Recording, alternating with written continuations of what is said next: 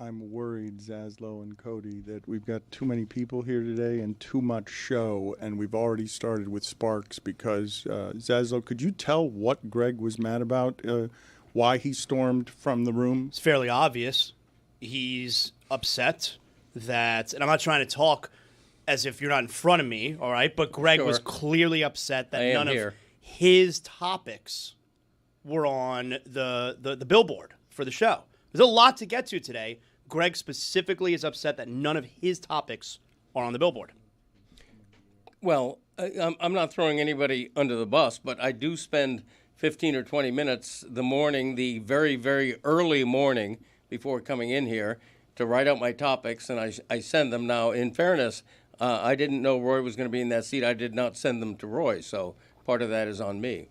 But they need to be distributed and represented accordingly. I saw his rage that he wasn't properly represented in the meeting when, with a sports weekend like that, you don't need anyone to come in with any topics. It's fine. We can talk about anything that happened this weekend. That's true. For 4 straight hours. I'm not going to let Dan do this today. This is a big Monday. Dad, I'm sorry.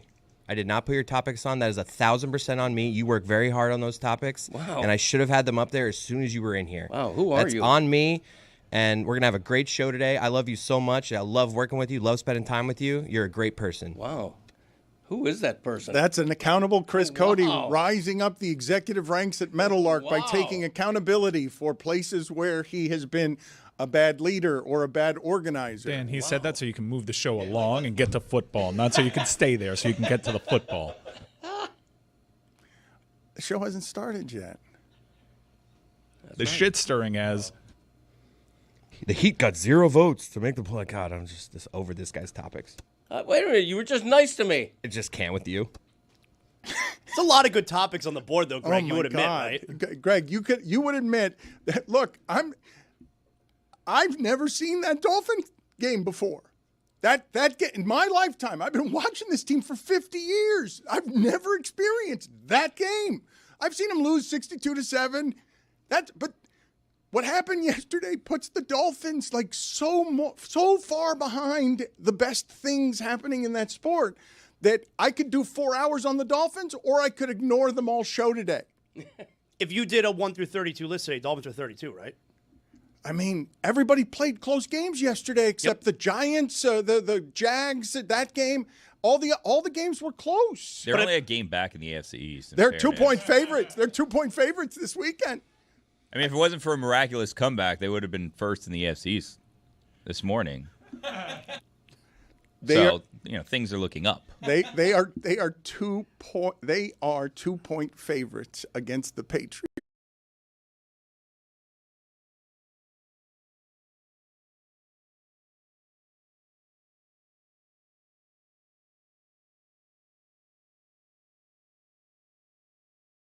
And what does that tell you?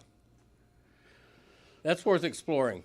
The whole league What does that stinks. tell you? The whole league stinks. The whole That's what it league tells is me. the greatest thing we've ever seen because I certainly went into that final game last night saying, okay, well, clearly the story tomorrow is going to be the 4-time MVP. Jets Steelers, the lowest total in the sport, goes way over, is the highest scoring game because holy shit, wait a minute. Do the Jets and Steelers have offense? Because we know they both have defense. So that was pretty good offense happening to pretty good defenses. Oh, no, that's not the biggest story. The biggest story is going to happen is the punctuation to the evening when the Ravens, the most flawed great team I've ever seen, that happens to them more often than it happens to anybody. I love when that happens to them. I love it. You have to love it. It happened to them 3 times more. It. Like no other team in the sport has had it happen even 3 times as much as it's happened to Harbaugh. 8 times a 15-point lead in the fourth quarter. I love watching them lose like that. And talk about 2 great offenses overcoming 2 pretty solid defenses. That's another example of that, even more so for me than Pittsburgh. All right, we're gonna have to start with the Dolphins, though. Go ahead, start the show. Football is back, Jack. Oh my, we've waited for so long.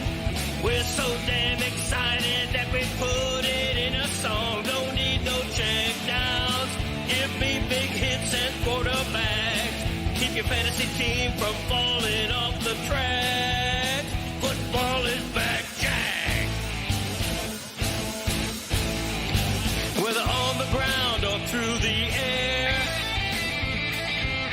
chips are down and you throw a prayer. When your team is primed and on the hunt, it's 4th and 10, you refuse to punt. When the shoulder pads and helmets crack, that's how you know that football is back, Jack. Let me hear you say, football is back, Jack.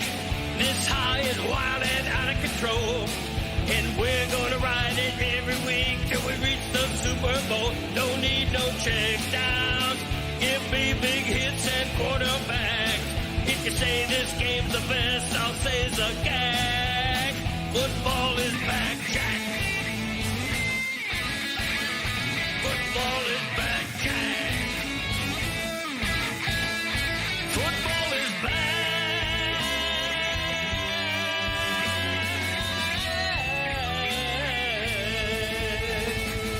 Football is back, Jack. I really did think that I was going to start the show today with Jets Steelers 4-time MVP Aaron Rodgers. What was that sound? What happened? It's the Dolphins. They do it to me. Sorry, that was me. No, there was a yeah there. Is that the end of the song? Is there like I don't know what that was. I was trying to just cover it up. I thought there was a child somewhere in the studio. it sounded like Rose. It's like, Okay. Well, Depeche Mode, enjoy the silence fake out. I thought I was going to start the show today. 4-time MVP Aaron Rodgers, 60-yard field goal, Jalen Ramsey at the end of that game.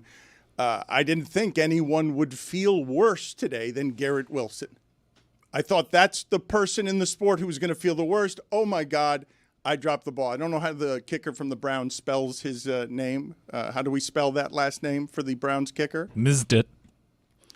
I think that guy was going to feel really bad today, and then Jalen Ramsey does that to Garrett Wilson, and I thought that was the best game of the day. And then the night game happens. And what happens in the night game, and I gave the stat poorly before, so this has happened to the Ravens.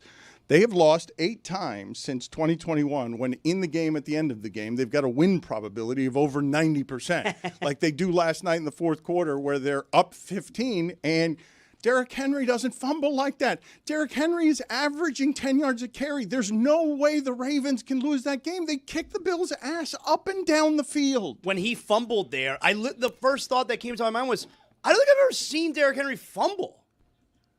It happens very infrequently. It happened once last year, and I reacted as if Chewbacca had run across the field, like a space alien had appeared because Derrick Henry doesn't fumble. He was averaging 10 yards a carry in that game. 10 yards a carry. Everybody knows he's going to get the. How is that person still doing that? Good. How is he still? He ran through the SEC like that, and I'm like, well, that's going to carve up his body.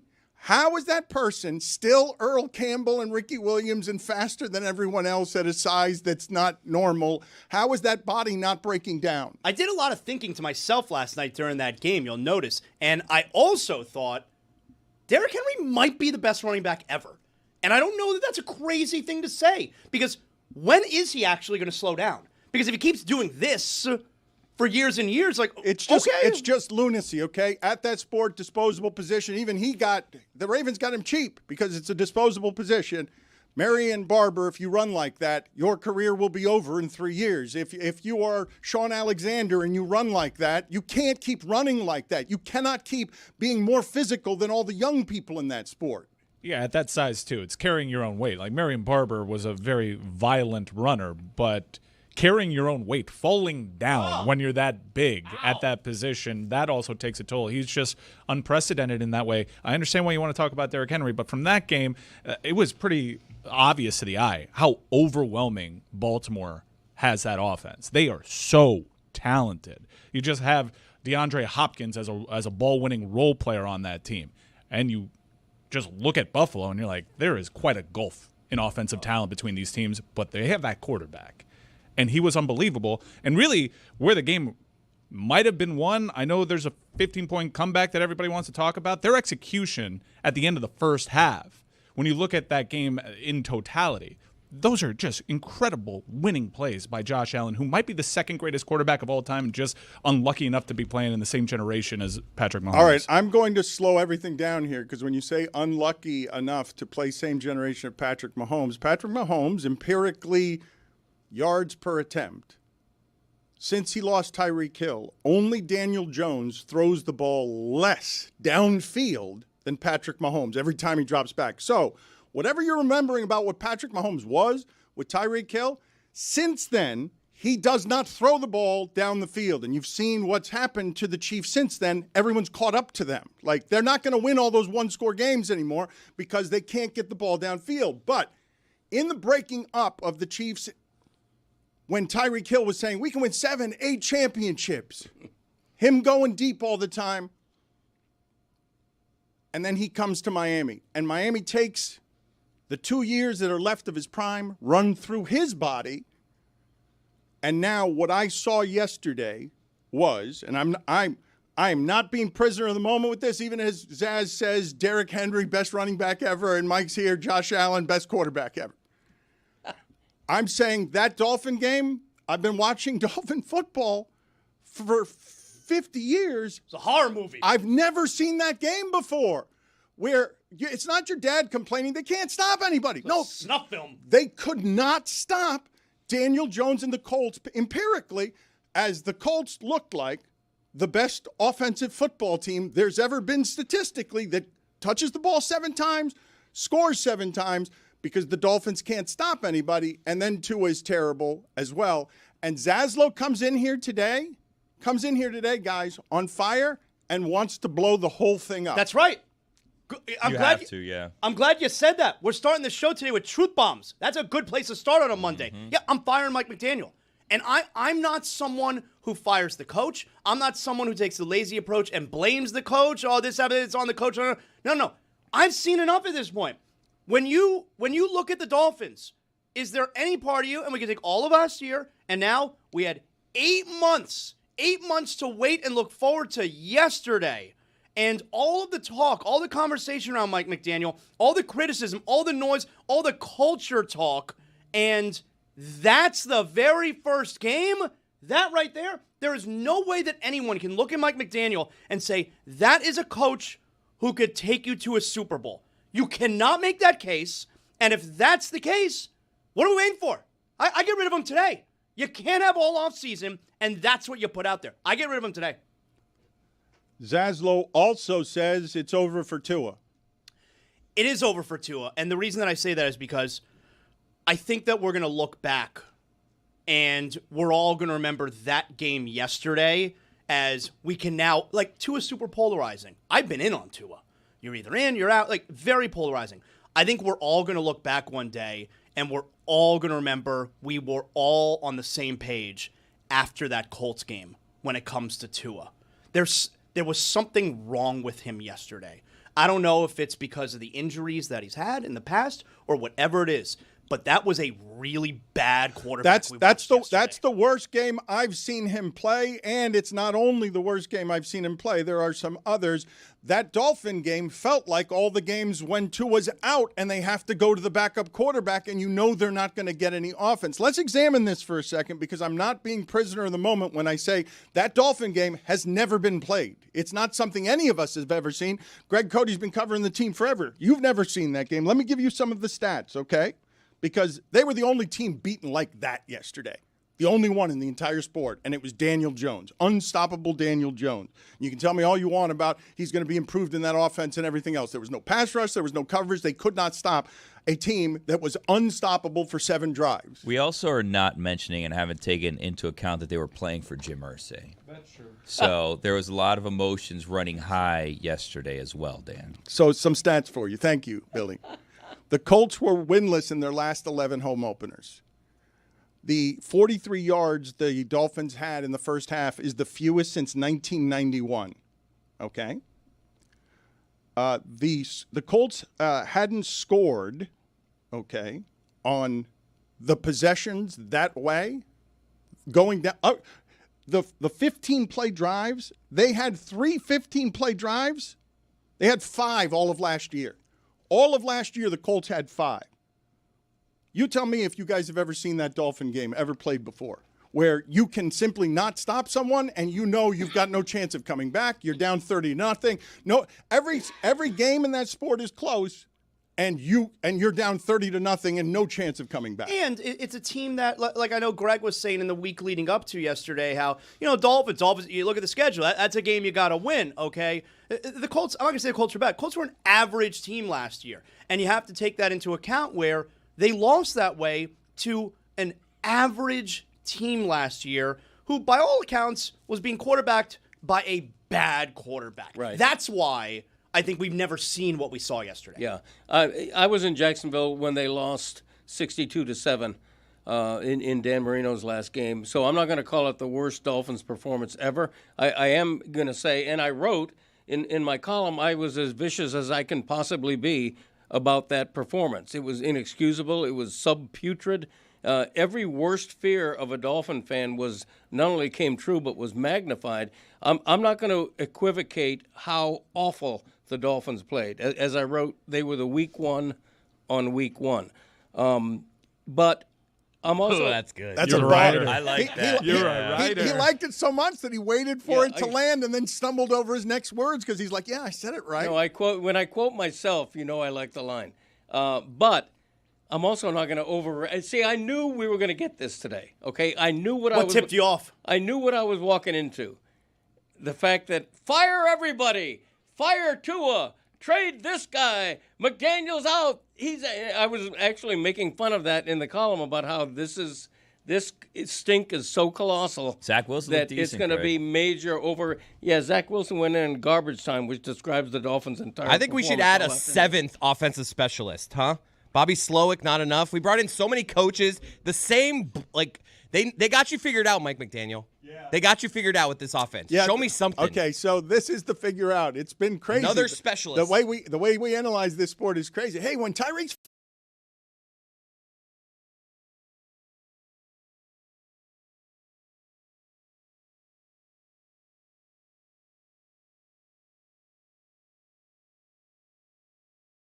Dolphins have great offense. And when he's not, they're fragile. But you guys are funny in that Billy and Greg said must win week one. Well, it was. I'm sticking to that. This season's over. I'm not. Zaz is right. Everyone, over. I'm telling you right now. Season's over. It is over. No, it is. Obviously not. You No, said it was over. a must-win. Yeah, it's over. And they lost by 25. Allow me to explain. Do it into the mic, maybe. I said it was a must-win from the standpoint of energizing a blasé fan base, which they failed miserably to do. But when I say this, when you all say the season's over, comical excess, comical overreaction, it does not surprise me in the least. In fact, I would have predicted that Miami would be a slight favorite at home against New England next week. Even bad teams tend to bounce back, particularly in a home opener. Dolphins have won several home openers in a row. The idea that the Dolphins are going to be 1-1 a week from now is not the least bit improbable, and I think we just have to not fire everybody and not do anything so drastic after even the worst performance. But for you to go from must win, Greg, and me to be here saying worst. It's not the worst thing I've ever seen. It's just I've never seen that. They lost 62-7, and I think they were up early in that game. Did they score first? No. It wasn't what that was. Right. And I understand that the Jags offense, but we're talking week one on must win. Brunel was so good After that game, and it's so calamitous that anyone who watched it can tell you for that day, that's the worst team in the league. The Dolphins are the worst team in the league. And I watched the Saints. Yesterday. Carolina was pretty bad. Yeah. The fan base is really upset. Yeah. Dan Gnarly tweets, offense clicking, defense clicking, dead owner. So jealous of the Colts today. Andrew Luck made a comeback yesterday. Thank you for bringing this up, Dan. We have video. ESPN did these original, I don't even know what this is, some sort of documentary where they're just a day in the life of Andrew Luck. And what made me smile on a dark day with the Dolphins? It was that. I know we're going to get this video ready, but this is just Andrew Luck. If we were doing a parody of what Andrew Luck's Luck's life is like now, this is what it would be. Hit it, guys. This place, it's magical. Nerd. What a great life I have. I get to ride my bike to work every day. That is like a spoof. That is. They're messing with us. If you told me that was Mike Ryan who was doing that he was in costume and that is perfect as spoof. That bicycle, that helmet are ridiculous. Do you It's an electric bike, by the way, cheating a little bit. The Colts haven't looked as good as they looked yesterday since that guy. It's magical. Why was Greg screaming nerd at him? I mean, come on. He's not wrong. Let's play the full thing again. I need this again in my life. Yes, I mean, it's really good. The helmet is what you'd imagine it would be. The music isn't even something that we created. It's just the soundtrack in his head. This place, it's magical. What a great life I have. I get to ride my bike to work every day. Of course, Andrew Luck, when he makes a left turn on his bike, he does the hand signal. Of course he does. does. Of like making the left here. On your left. Yeah. On your left. That's not Saturday Night Live. Right? Mike Ryan, are you jealous of the way that he says magical when talking about Stanford and goes and gets it from the Fleming part of his joy? It's magical. I'm jealous I didn't think of this. I get to ride my bike to work. But that bike, if you had thought of it, tell me what you would have put on that bike. Maybe like one of the little bells? Like what would you have put on that bike? Bell. That's all it's missing. That bike, fring, fring. But that bike is the safest bike that's ever been ridden. Well, the front looks like it's for a child to be sitting in. He has children. Give it to me again. Give it to me again. That helmet. Place, it's magical. What a great life I have. I get to ride my bike to work every day. Ride my bike to work. And Andrew Luck did not wear a helmet that thick when he was playing football. I think that video should have ended with two Hell's Angels running him off the road. It's magical. Why? Stanford seems lovely. Like, he seems happy. We're laughing at this man's happiness. I love him. No, jealous of his happiness. He is, look, he's got it figured out. On his very safe bicycle, no one is going to do to him what could have happened to Penix at the goal line if Penix weren't an extraterrestrial. There was so much from yesterday's football to talk about, but it's magical. They're 0-2, by the way, Stanford. Like, it's magical now, but buddy, we have to start being a little stressed out here. Billy's team, look, I don't know. Billy got a lot of texts this weekend. We're not going to do a lot of college football today, although I suspect we'll make fun of the Gators a little bit. But Billy, I imagine you got a lot of texts when your team, the FIU Golden Panthers, like the Cardinal, the FIU, are down 10-0 at number 2 Penn State deep into the third quarter. They had a chance to take a lead 3-0 at the beginning of that game. Willie went for it.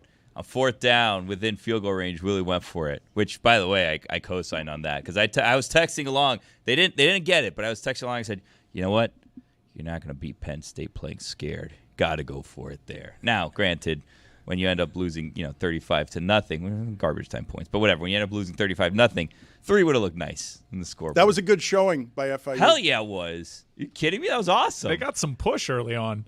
I was getting texts from people I haven't heard from in some time saying, if FIU they cover the spread, they should cancel school on Monday. Spomani. Am I the only one who Everyone was watching that game for some reason. I didn't understand it. So many people were texting me about FIU Penn State. Yes, S? Am I the only one who knows that they didn't score? Yeah, and? It is a little odd. It was a good game. Everyone just remembers that it was tightly contested for about 2.5 quarters. But not 2.5. They were down 20-0 with like 5 minutes left in the fourth. It was a close game. Did they lose their vote? Everyone's like super jacked I to gotta score check 0 this. points. Anytime that you can score 0 points at State College, you got to be fired up. Has anyone ever been pleased with their performance when scoring 0 points? It's sad. It is. And nothing personal, Billy. But when you guys are all miserable. For me, people. it's very personal. When you're Honestly, you guys all excited, suck. when you're excited about losing 35-0, that's a bad sign. That's A. B. You don't think Penn State let up a little bit? They could have won 50-0 if they wanted to. Come on. I mean, they were pouring it on at the end. They were going for style points. Because they couldn't get them at the beginning of the game. Yeah, they were trying to score touchdowns with a minute left. It was James Franklin doing his absolute best James Franklin. I don't want to bury Billy for being excited about his team that scored 0 points. Bunch of people that don't want to be happy here. That's okay. Greg, it was 35-0, but in the third quarter, it looked. Everyone was asking Billy, "Is your defense good?" That's the number 2 team in the country. It was squeezed over Arch Manning in front of right behind the defending champions. We're all assuming that's a good football team. Okay, and FIU goes on the road, and they're down 10-0 and in the game in the third quarter. This is the one and a great example of the one reason why I prefer the NFL over college football. In that game, there was 0 chance FIU was going to win that game. Well, FIU played closer to Penn State than the Dolphins did to the Colts. It was like Bethune-Cookman against Miami Hurricanes. It's just a matter of how badly are they going to lose. Did you hear what Billy said? Yeah, I did. Because you're in here defending the Dolphins it's a today. Non sequitur. I am not defending the Dolphins today. You did. You said that Mike McDaniel should get promoted. Greg, this is where the flames are on this. Pete Prisco, CBS. Quote, "The problem is Mike McDaniel. I think his seat just got really, really hot, and all the reallys are capitalized. Like both of them are capitalized, all the letters." No duh, Pete Prisco. No duh. I wrote that in my column. By the way, I have a column on the game that you might want to read in the Miami Herald because I said exactly that. I said everybody knows Mike McDaniel came into this season coaching for his job, but nobody expected the heat to be turned up this high after one effing game. I wrote all that. I am not apologizing for the Dolphins in any way. What I'm doing is getting over the overreaction that, hey, because they lost this game the way they did, McDaniels has no future with this team. Tua's done. They've gotten progressively worse with Mike McDaniel. From year 1 to right now, they've gotten progressively worse. They were pretty good in year 2. I know, I understand, but from 1, 2, 3, 4 now, they've gotten progressively worse. Yeah, right. If you want to judge this season by one of 17 games, you're welcome. Greg, that's all we have. I do think it's fair to say, with 8 months of prep and with you saying and Billy saying it was a must-win game, even though I laughed at you guys about the absurdity of that. To have the game played that way, again, everyone's watching. That's the worst team in the league. They cannot stop the Colts. It's empirical, and it hasn't been seen in the league in a long time. Like, that team had Peyton Manning. It's been like a decade since they had that kind of drive efficiency. No team in the sport scores all 7 times it touches the football. That's not a thing. I couldn't agree more. And I want to quote myself again because you guys are saying things that I wrote as if I don't believe in all that. I'm quoting myself. I mean, seriously, Miami had an entire offseason, a whole training camp, and then a full preseason to come out like this? What was that? Is the this capitalized? The this is in itals. I love itals. Itals. Oh, yeah, I love itals. Because I picture the reader obeying the ital and going, like this? Put it on the poll, please, Juju. R italics, the Lord's font. Everybody knows that. Yeah, we love that. Just a quick correction. FIU lost 34-0, not 35-0. Oh, wow. Okay. So it's closer Billy, than I'm sorry. I had represented. Billy, I'm sorry they urinated on your joy that way. That's fine. Shula Bowl is this week. Joy? Greg's worried because he knows what's coming for FIU this week, the Shula Bowl. FIU, and I'm on the call, so I'm going to be talking a lot of shit to you, Greg Cody. The prestigious Shula Bowl. Urinated. What gets you happy at this advanced stage in your life? Everything gets me happy. I got a big grin on my face. Urinated. I mean, there was a lot of pro FIU spin on that, and I think we just helpfully pointed out 0 points were 0 scored. points.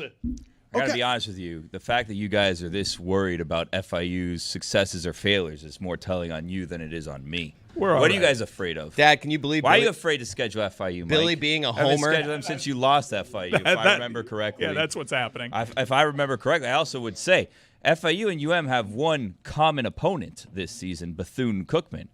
FIU won that game 42-9. And I believe you guys won, 45-3? Not that different, those two teams, I would say. I don't know how good or bad, obviously, FIU is at offense. They have a guy named Chainsaw. What are you talking about? This is a Billy Gill specialty. That's on defense. This is his beat, Cheney. and so he can tell you how good they are. They have at a offense. Blades. But I assume that they had 0 points in that game in the third quarter because they were going for it. Because Willie said, "You know what? Foot on the gas. We're not going to let up. We're not kicking field goals." No. And they didn't score the touchdown, but they also didn't settle for field goals. That's right. They said we're not kicking field goals because we're not scoring any points. Yep, we don't want to score.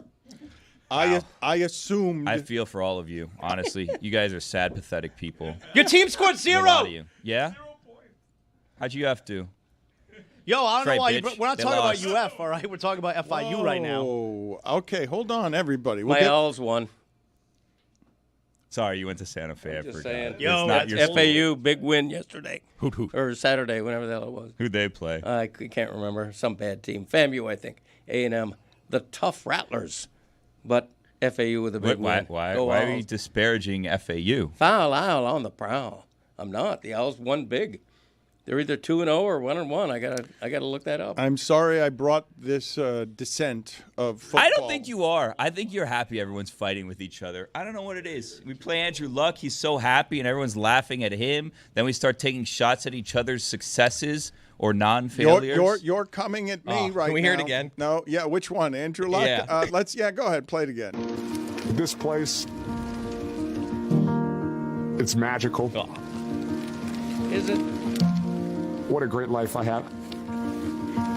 I get to ride my bike to work every day. Oh, Lord.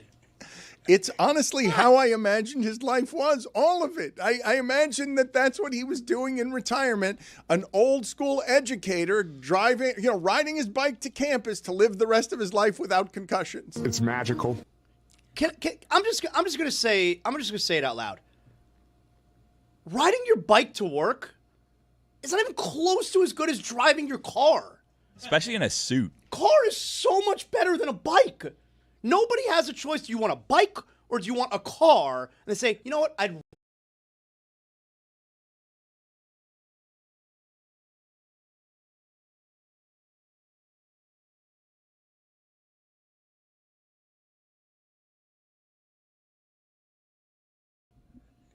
You really got that off your chest there.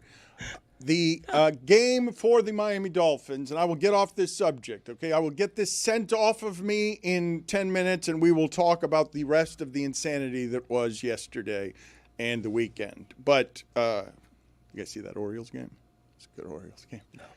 There was so much in the weekend. They were one out from being no-hit, and then they scored 4 runs. It's football beat the Dodgers. season. Orioles You know game. what? Yeah, Baseball. you can cuss. Come What's on. happening right now? Ridiculous. We Baseball. will put the Dolphins, if not the season, this game in the garbage bin within the next 10 minutes. But these are some extreme opinions here that Billy and Zaz are having after week 1, and I believe they speak for the fan base. Your son is in. I see him nodding vigorously on this season is over, this team is done. There's no reason to put any hope in this particular basket, and also injuries yesterday along the offensive line and at corner. The two positions, like, they couldn't stop anything with those guys on the field. So, like, a real apocalypse yesterday. Could not have gone worse. Their only NFL corner gets hurt. Their new offensive lineman gets hurt. Waddle turns into a piece of glass again. Every time he gets tackled, he's hurt. It's ridiculous. And Jonnu Smith, the ball's bouncing off him, and the Steelers are winning the way they do. And Jalen Ramsey at the end of that game finishes the Jets. And who forced the fumble on Tua? Xavier Howard. Like, everything went wrong for them yesterday. Steelers are done, by the way. What? Yeah, Steelers are done. Who had a better weekend, FIU or Steelers? Hold on a minute. Let's put a bookmark in that one, Billy. I want to get all the Dolphin stuff out of here. Nothing but Dolphins. Purge yourselves. I want to be done with this. I do not want to talk about this team all season. Like, that was an apocalypse. It's the worst thing that can happen. Zaslow's here and he says Tua's done, McDaniel's done. And you can argue if you want, but it's like, yeah, the game yesterday does not provide any kind of rebuttal to what it is that Zaz is saying. Hey, coach, this thing unrebuttable. This thing collapsed on McDaniel yesterday. They're a 2-point favorite next weekend against the Patriots. Right. Welcome to the NFL. You look like shit one week. Whoa. You win the next week, and all your fans are going, all right, okay. Yeah, then you have the Bills on Thursday We had a bad Night Football. first game. Now we're back. Okay, calm down. I'm just saying, I'm predicting that's what's going to happen. But, Greg, that's the reaction if they lose 26-24. Not like that. None of the fans are going to have that reaction you just portrayed if they win next week against them again. None of them. Okay. Greg, I disagree. Greg, there's no dispute on what I'm saying. Like, you can say one game at a time. You can say the NFL is unpredictable week to week. If what we're looking for is what will the Dolphins look like next week, what they just looked like is as bad as it could have looked. Yes, like it is. There's nothing. I don't know how you have it being worse. The first half is something that hasn't happened to them offensively in 30 years. Right. And when you say I don't know how you have it worse, I don't have it worse. quit trying to say that I'm apologizing for that performance. It was so putrid that the 30-8 score flattered the Dolphins. There's nothing that could have happened yesterday. Their performance was worse than that score. So nothing could have happened yesterday to push you off being Tua gets optimistic. injured. Tua also gets injured. Okay, what? I'm not optimistic about the Dolphins. You just said they're going to win on Sunday and everything's going to be fine. I said I'm not the least bit surprised that they're a 2-point favorite because that's the way the NFL works. The line went down since I said it, 1.5. Okay, there you go. And New England might be favored by next Sunday. A lot of action on the Patriots. Yeah, but that 1.5 you told us last week really means that the Patriots are 1.5-point favorite because you get 3 points when you're at home. So the Patriots are technically favored. All right, well, we'll see at kickoff. Maybe the Colts are just the new Chiefs. It's possible. Have we thought about that? Time will tell. Daniel Jones, the new Mahomes. Daniel Mahomes. That would make me feel better. If they turn out to be like a 15-2 team, I'd be like, oh, okay. No, there's no feel better on they have the ball 7 times, they score 7 times, and Peyton Manning didn't do that in that uniform. I don't know. We knew defense was going to be a problem, and then you're saying to yourself before the game, if we want to do analysis, hey, their front 7 might cover up the corners they don't have. They've got the worst corners in the league. Oh, my God, there's no pressure. Oh, my God. Oh, Daniel Jones is just going to do whatever he wants all game. And they're not going to be able to stop them in any way, in a way that has not been seen in Dolphin football in my lifetime covering them. And statistically, when you go through the numbers, there haven't been a lot of football games where any offense has ever looked as good as Daniel Jones's did yesterday not because Daniel Jones is so good in his first game with the Colts, because the Dolphins looked that bad. It could not have been worse, I'm telling you, unless Tua had gotten a concussion.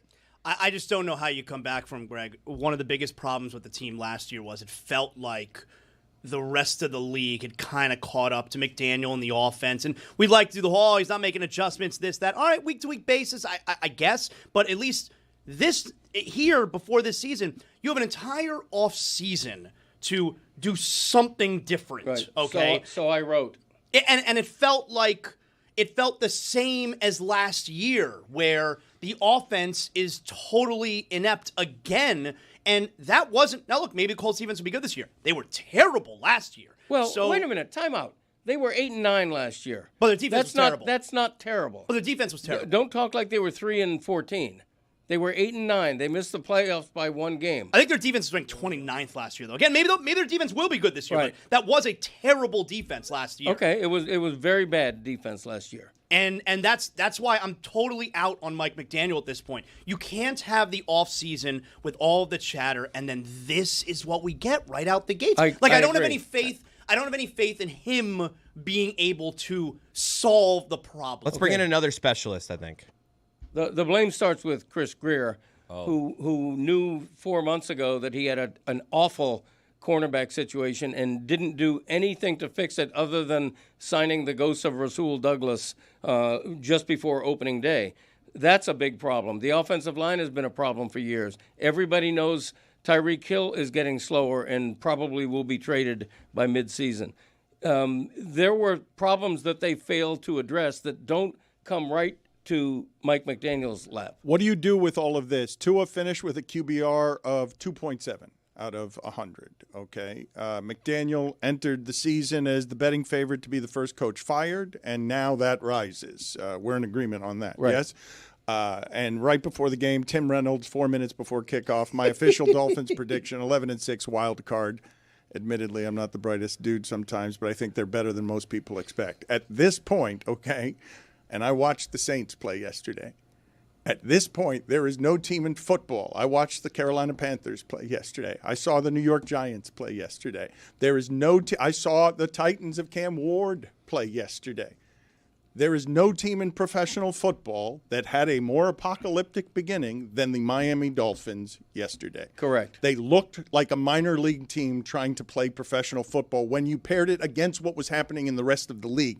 All of the close games everywhere. Everyone is a bounce away, except in this one place where you're just seeing every single time it's Colts marching down the field and Dolphins being more inept than they've been since since 1991. Yeah, 11 of the 15 games were one-score decisions. The Dolphins unequivocally played the worst of any team on opening day. They didn't lose a preseason game. Right. And the perfect season Dolphins had a losing record. Exactly. In the So. But the question going forward is, are we burying the entire season based on a terrible... You said it was a must-win, so what has to happen? I said it was a must-win, not for the season, for the confidence and faith of the fans. Oh. It was a faith-quaking performance. If you're a Dolphin fan right now, you guys are the majority in saying, trade him, fire him. You guys are the majority. Did you see the rumors of who's going to replace McDaniel? I'm trying to be the VOR here. Gruden. Oh, God. Let's do a top 5 quarterbacks that Chris Cody, your son, is ready to replace Tua with right now if he could get the option of replacing him right now. First, I got OLI. These are ones that I feel like are obvious. Like, are these guys who are like available? No, I mean, these are just quarterbacks in the league that I just right now give them to me over Tua. Wow. So I like Josh it. Allen. Okay. These first ones, OLI, are obvious. Like, I don't think I'll have any pushback here. Drake May, Michael Penix Jr., Cam Ward, and Bo Nix. Hold on. Drake May, Michael Penix Jr., Cam Ward, and Bo Nix. Those are OLI. Like, those are just easy. I would do that right now. Cam Ward was getting hit yesterday, man. Number 5, J.J. McCarthy. Haven't seen him yet. I'll roll the dice. He's literally never played a game. Number 4, Aaron Rodgers. I'll take 1 year with Aaron Rodgers, and then I'll take Nussmeier next year. I don't give a shit. Yeah. Number 3, Justin Fields. I said he should have been the backup a year ago. He looks better than Tua did. Number 2, Joe Flacco. Same thing as Aaron Rodgers. I'll take 1 year with Joe Flacco. Give me Nussmeier. I'm done with it. No. Joe Flacco is better out of the pocket than Tua is. I'm telling you. And number 1, Arch Manning. I'll roll the dice. I don't give a shit. I'm done with Tua. He can't play quarterback right now. He will next year. What about Tannehill? You didn't mention him. He's out there. I would sign up for Arch Manning right now ahead of Tua. Tannehill. Bold take out of you. Did you know Tannehill was a wide receiver in college? Tannehill's out there. Available. He has toes for thumbs.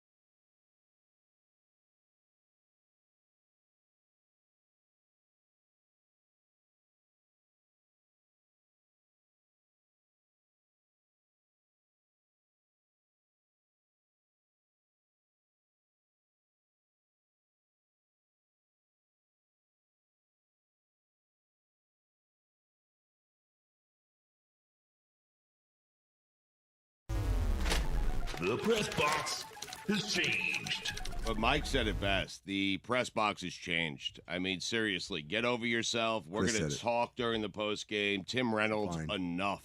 I mean, enough. I mean, seriously. you just got to know when You're the not allowed to cheer in the press box. Did you know that? Well, I did. They were cheering for Will Manso. I think that's allowed. And Goldie. If the Dan Le Batard Show comes to a hockey press box, hilarity is going to ensue. They're going to yell at Will Manso for 7 minutes, and you're probably going to have to go to a stairwell to write, man. If it was 7 minutes, I'd get it. It was is what 7 it is. seconds. Exactly. I mean, David, everyone else was saying hi. They were enjoying the show. They were laughing at us. But one guy is still clutching on to his newspaper deadline. I'm a little it's disappointed. Tim Reynolds. And is he your demographics, too? I don't know. I happen to like Tim a lot, and Enough of him. I imagine this was going to be like E.J. Raddick or something, but that's just a bad look for Tim Reynolds. Listen, I went up to him afterwards. This was the best part. Stugotz is like, I've known Tim for years. I'm going to go fix this. He walked to Tim and walked right back very quickly. Yep. It was a very quick interaction. Well, he was writing. Okay? He's on deadline. It's enough of the deadline. It's a we're on deadline, too. I got to get home. I feel like playoff hockey. I got to get home. I mean, yeah, we're on deadline, too. We got to get that post game out. It is a working press box. Tim Reynolds is a journalist who's trying to write, and Stugotz is back there. Hey, Will Manso! That was Chris and Goldie. Don't leave out Goldie. We're on deadline, too. They're going to kick us out of that press box a lot sooner than they'll kick out Tim Reynolds, who's just typing away. That's just Those writers had their game stories done before the end of the Precisely. Yeah, a good writer, right. Oh, what happened there? I apologize to him. I've known Tim for decades. I mean, Cody was done. He was out of there. I mean, you know. What was that interaction like, Stugotz? Take us behind the scenes. You walk up to him. You say what? He says what? I said, Tim, I apologize. That's on me. I should know better. Not Chris, okay? I should know better. I've been in press boxes before. I know you have a deadline. I apologize. And he said, that's fine. Just, try to keep it down. That is way too long. That was way much too long.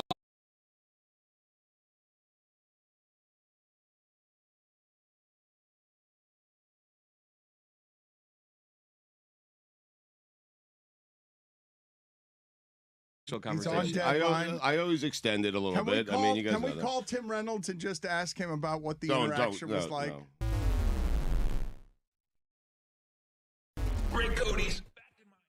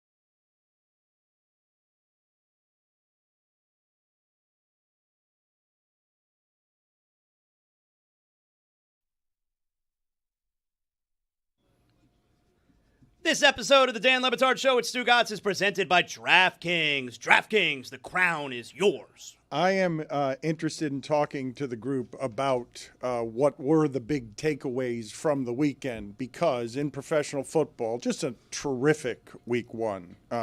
Crazy, the end of the 1 o'clock hour games. And the last game would be the best of the games, is football reintroducing itself to us in the most seismic way possible. It's a very well-run league. The teams are very competitive with each other. The games matter, and Sundays are holidays around here. And college football even got engulfed this weekend because it didn't have anything as interesting as what it is that was happening yesterday. So many interesting things that I'm putting low on the list. Woo, the Packers bullied the Lions there, and Micah Parsons is a defensive player anybody would want to have, and good God, the Packers dragged the field with, listen to this stat. There have been 3 quarterbacks ever who have won 13 games in a season with 2 different teams. It's Brady, it's Manning, and it's Goff. It's Goff. And Detroit, for all its offense, was ransacked by a Packers defense that I thought was plenty good last year and now has Micah Parsons. Tonight will be interesting because you got Bears-Vikings tonight. And if the Bears' offense is good, Caleb Williams, Ben Johnson, then the chatter is going to ratchet up a bit about Detroit no longer. But the Packers bullying the Lions, to me, is still low on the list of, like, biggest things in the league to talk about today. And I'm including the Chiefs from 3 days ago in here. They stink. The Steelers winning a game that they haven't been capable of in a couple of years, getting that performance from their quarterback, and that quarterback being Aaron Rodgers at his former team, that was really interesting to see because Aaron Rodgers was really good, and so was Justin Fields. We all assumed that game was going to be ugly, a get out of the stadium alive game. It was the lowest total of the weekend, right? 37.5. 37. No one expected offense from that game, and then all of a sudden you get offense. Awesome. And both of those teams, their defenses are good. So if you're getting good offense, it's not because the defenses are suddenly bad. And much like college football gets drowned out, not a lot of John Mateer conversation on this show because he looks like the real deal over at Oklahoma. But I think Friday's game was really interesting, really good. And while the Chiefs are expected to fix that offense without Rashee Rice being suspended early on in the season and a shoulder dislocation for Xavier Worthy, there's talk he may need surgery. He's going to be out for an extended period of time.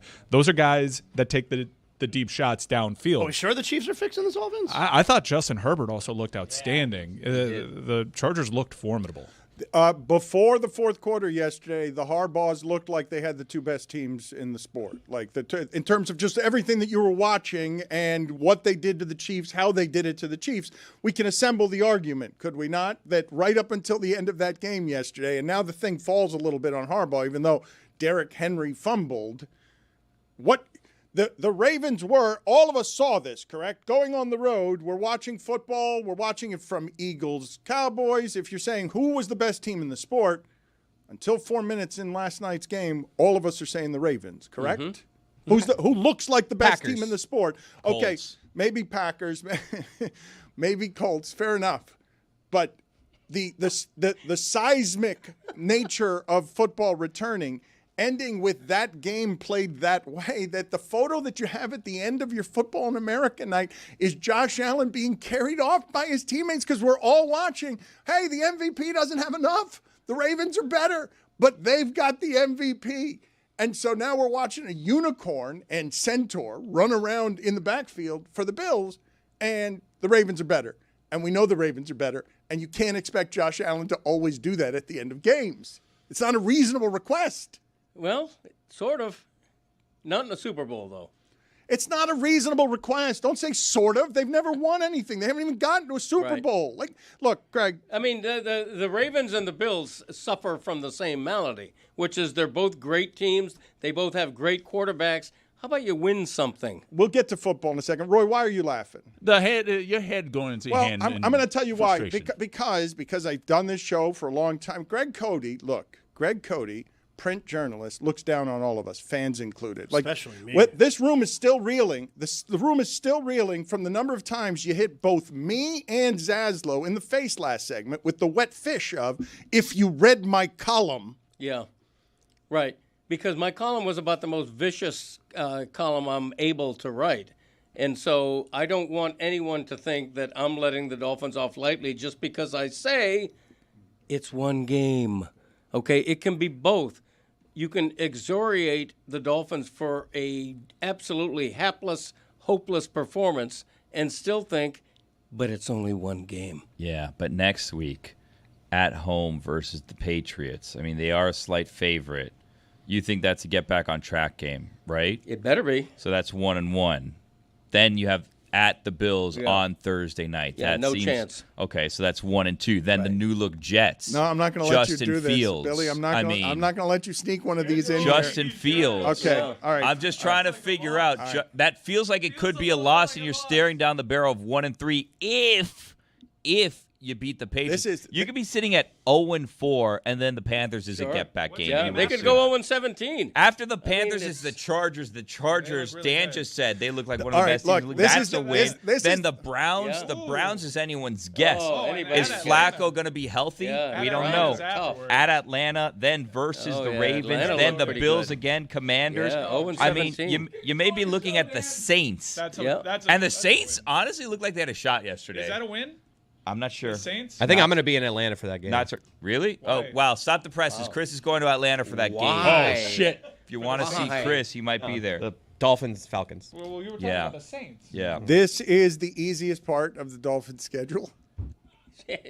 Didn't you say 7-1, Dad? What'd you say? Yes. No, what I said was the first 8 games. All right, gave I'm me not doing this optimism. anymore. Get the Dolphins stink out of here. Look, I was mad. I was mad yesterday at that Jags-Carolina game and the weather because all of a sudden that scent is lingering into my 4 o'clock games. Get out of here with that game.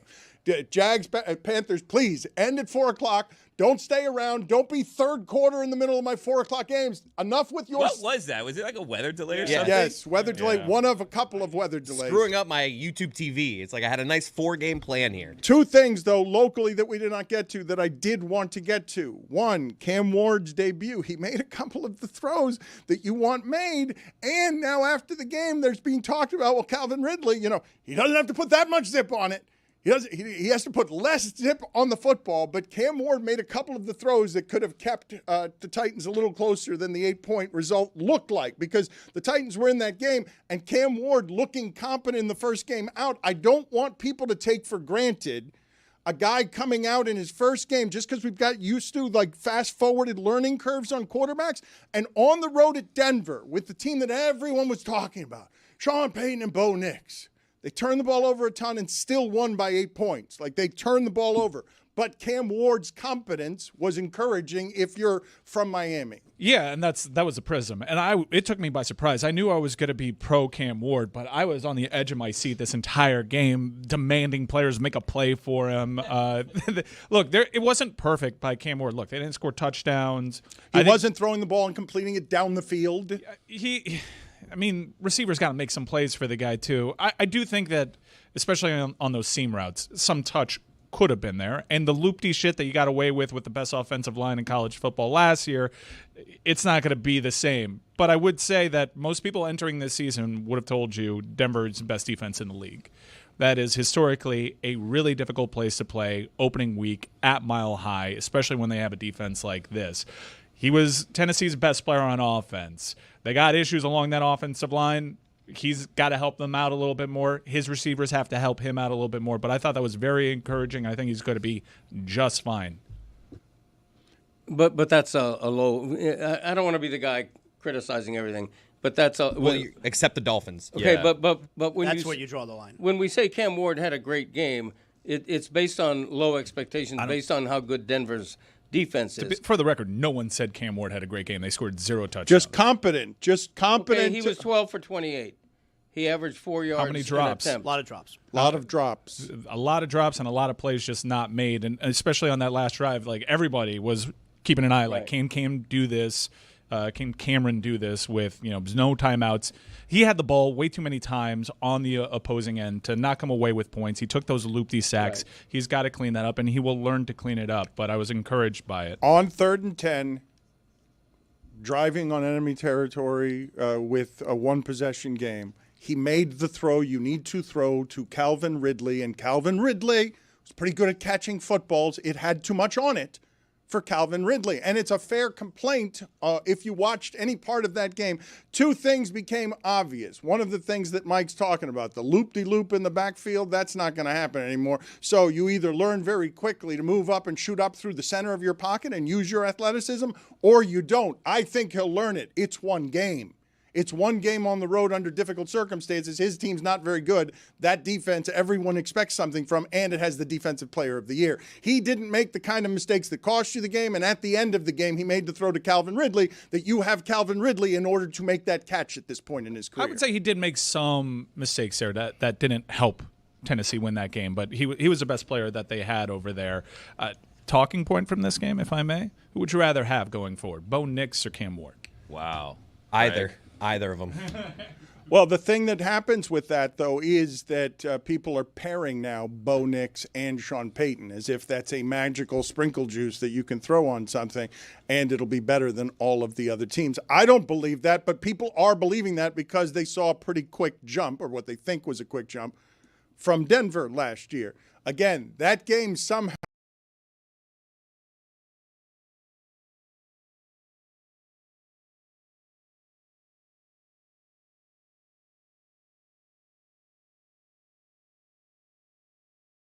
low on the list of games from yesterday. Can we, for just a moment, examine how the evening ended, okay? Because it's an insanity for the Ravens, a team we all know to be good and one of the best franchises for the last 15 years, to again have a 90% win probability, up 15 all game, and obvious to the eye, better than any team in the sport that you've watched for the last 3 days. Dan, I have a question.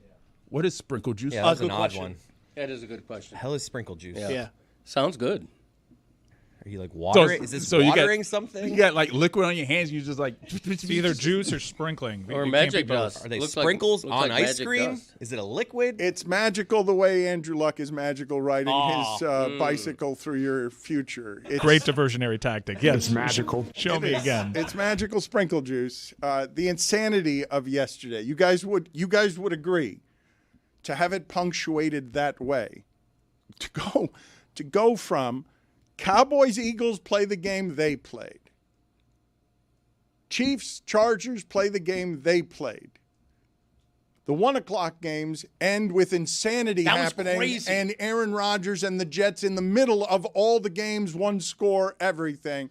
Then you get to 4 o'clock. Then you get to the night game, and the night game is better than any of it. Can we play a new segment called A Moment of Truth? Ooh. All right, so this is how a moment of truth works. So we come on here, and obviously we're experts on every sport because we watch every game of every sport. So we know everything about every sport, every game of every sport, because that's what our profession is. So we come on and we talk about every game of every sport because we watch every game. That's what being an expert's about. Exactly, every game of every sport. We have nothing else going on in our lives but to watch every second of every game of every sport, college included, which is a tall task on Saturdays because there's a lot of college games. But rest assured, audience, we watched every second of every game of every sport. A moment of truth. I fell asleep with 5 minutes left in the game last night. I said, you know what? This game's over. And I fell asleep. And that was my moment of truth. Well, did you fall asleep or did you say this game's over, I'm going to sleep? It's a great question. So I moved from the front part of my manor towards the back part of my manor. And I was watching it in bed as my wife was doing, I don't know, preparations for the kids for tomorrow or whatever.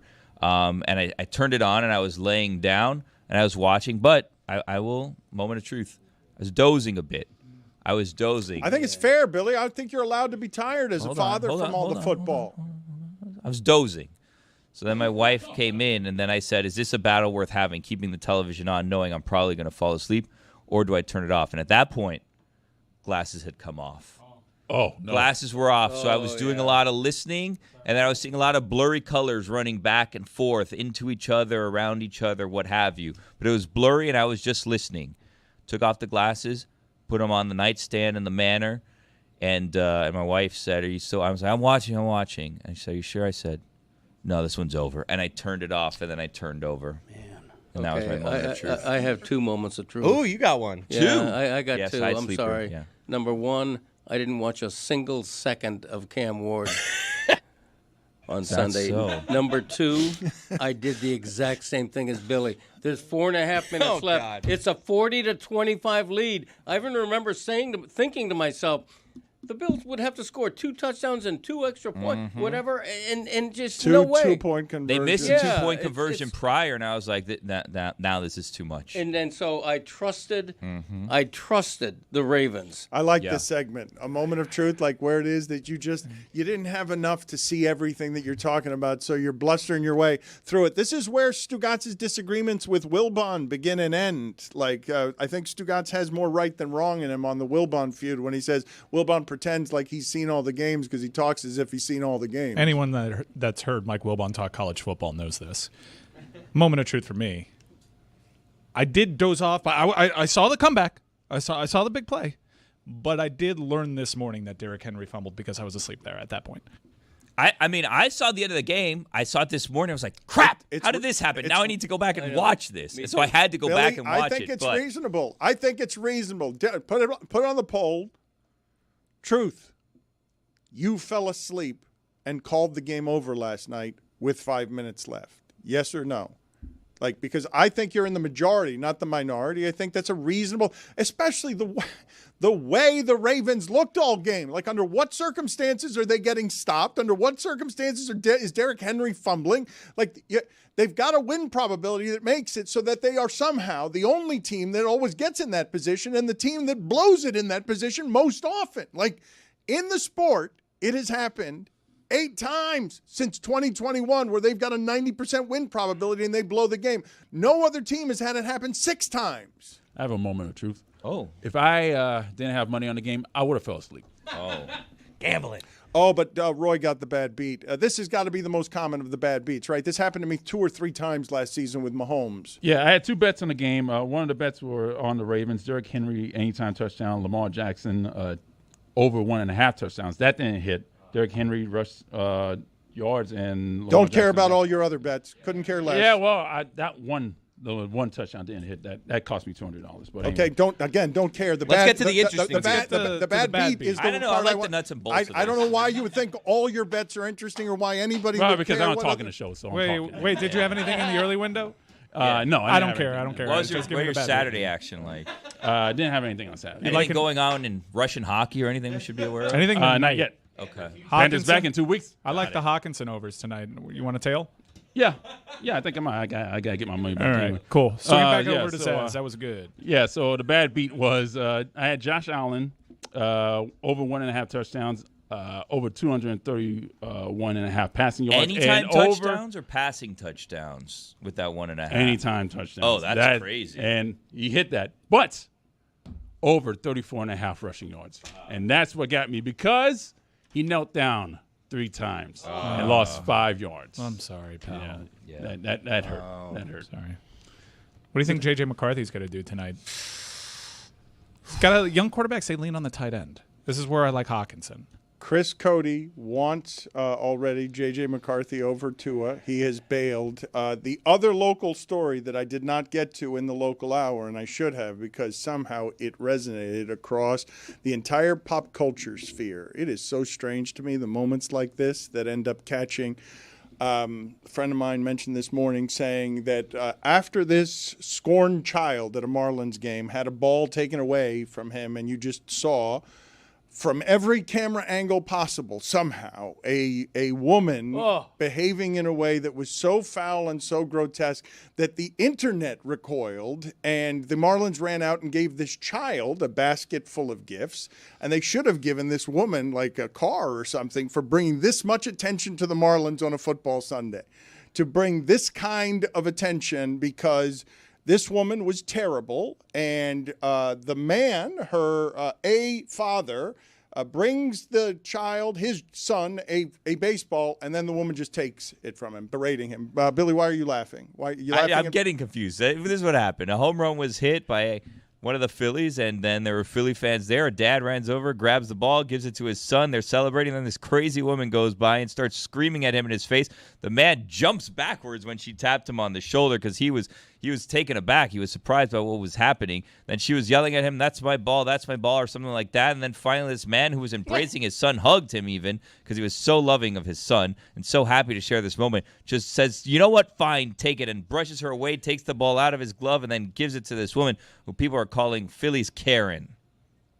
Thank you, Billy. That was very good. You did it much better than us. And then that's when things got interesting because then the camera saw it, and then this was going around on the interwebs, and people were getting very mad, which, by the way, they still have not found who this Philly's Karen, as they've named her, is. But the father has gone and he's done interviews with his children, but we still don't know the identity of this Philly's Karen. But more videos have come out from different angles where there's people behind where you can hear her screaming at the child. Then there's another video from the top where people are booing this Phillies fan, and she's giving them the middle finger. Oh, yeah. She's giving everyone around the middle finger while holding up the ball. Yeah, she was a bit, some are saying, unhinged. I don't know exactly what was going on there, but the Marlins gave them all these goodies, and then after the game, he met the Phillies player that hit the home run, who signed a bat for him, and they all went out.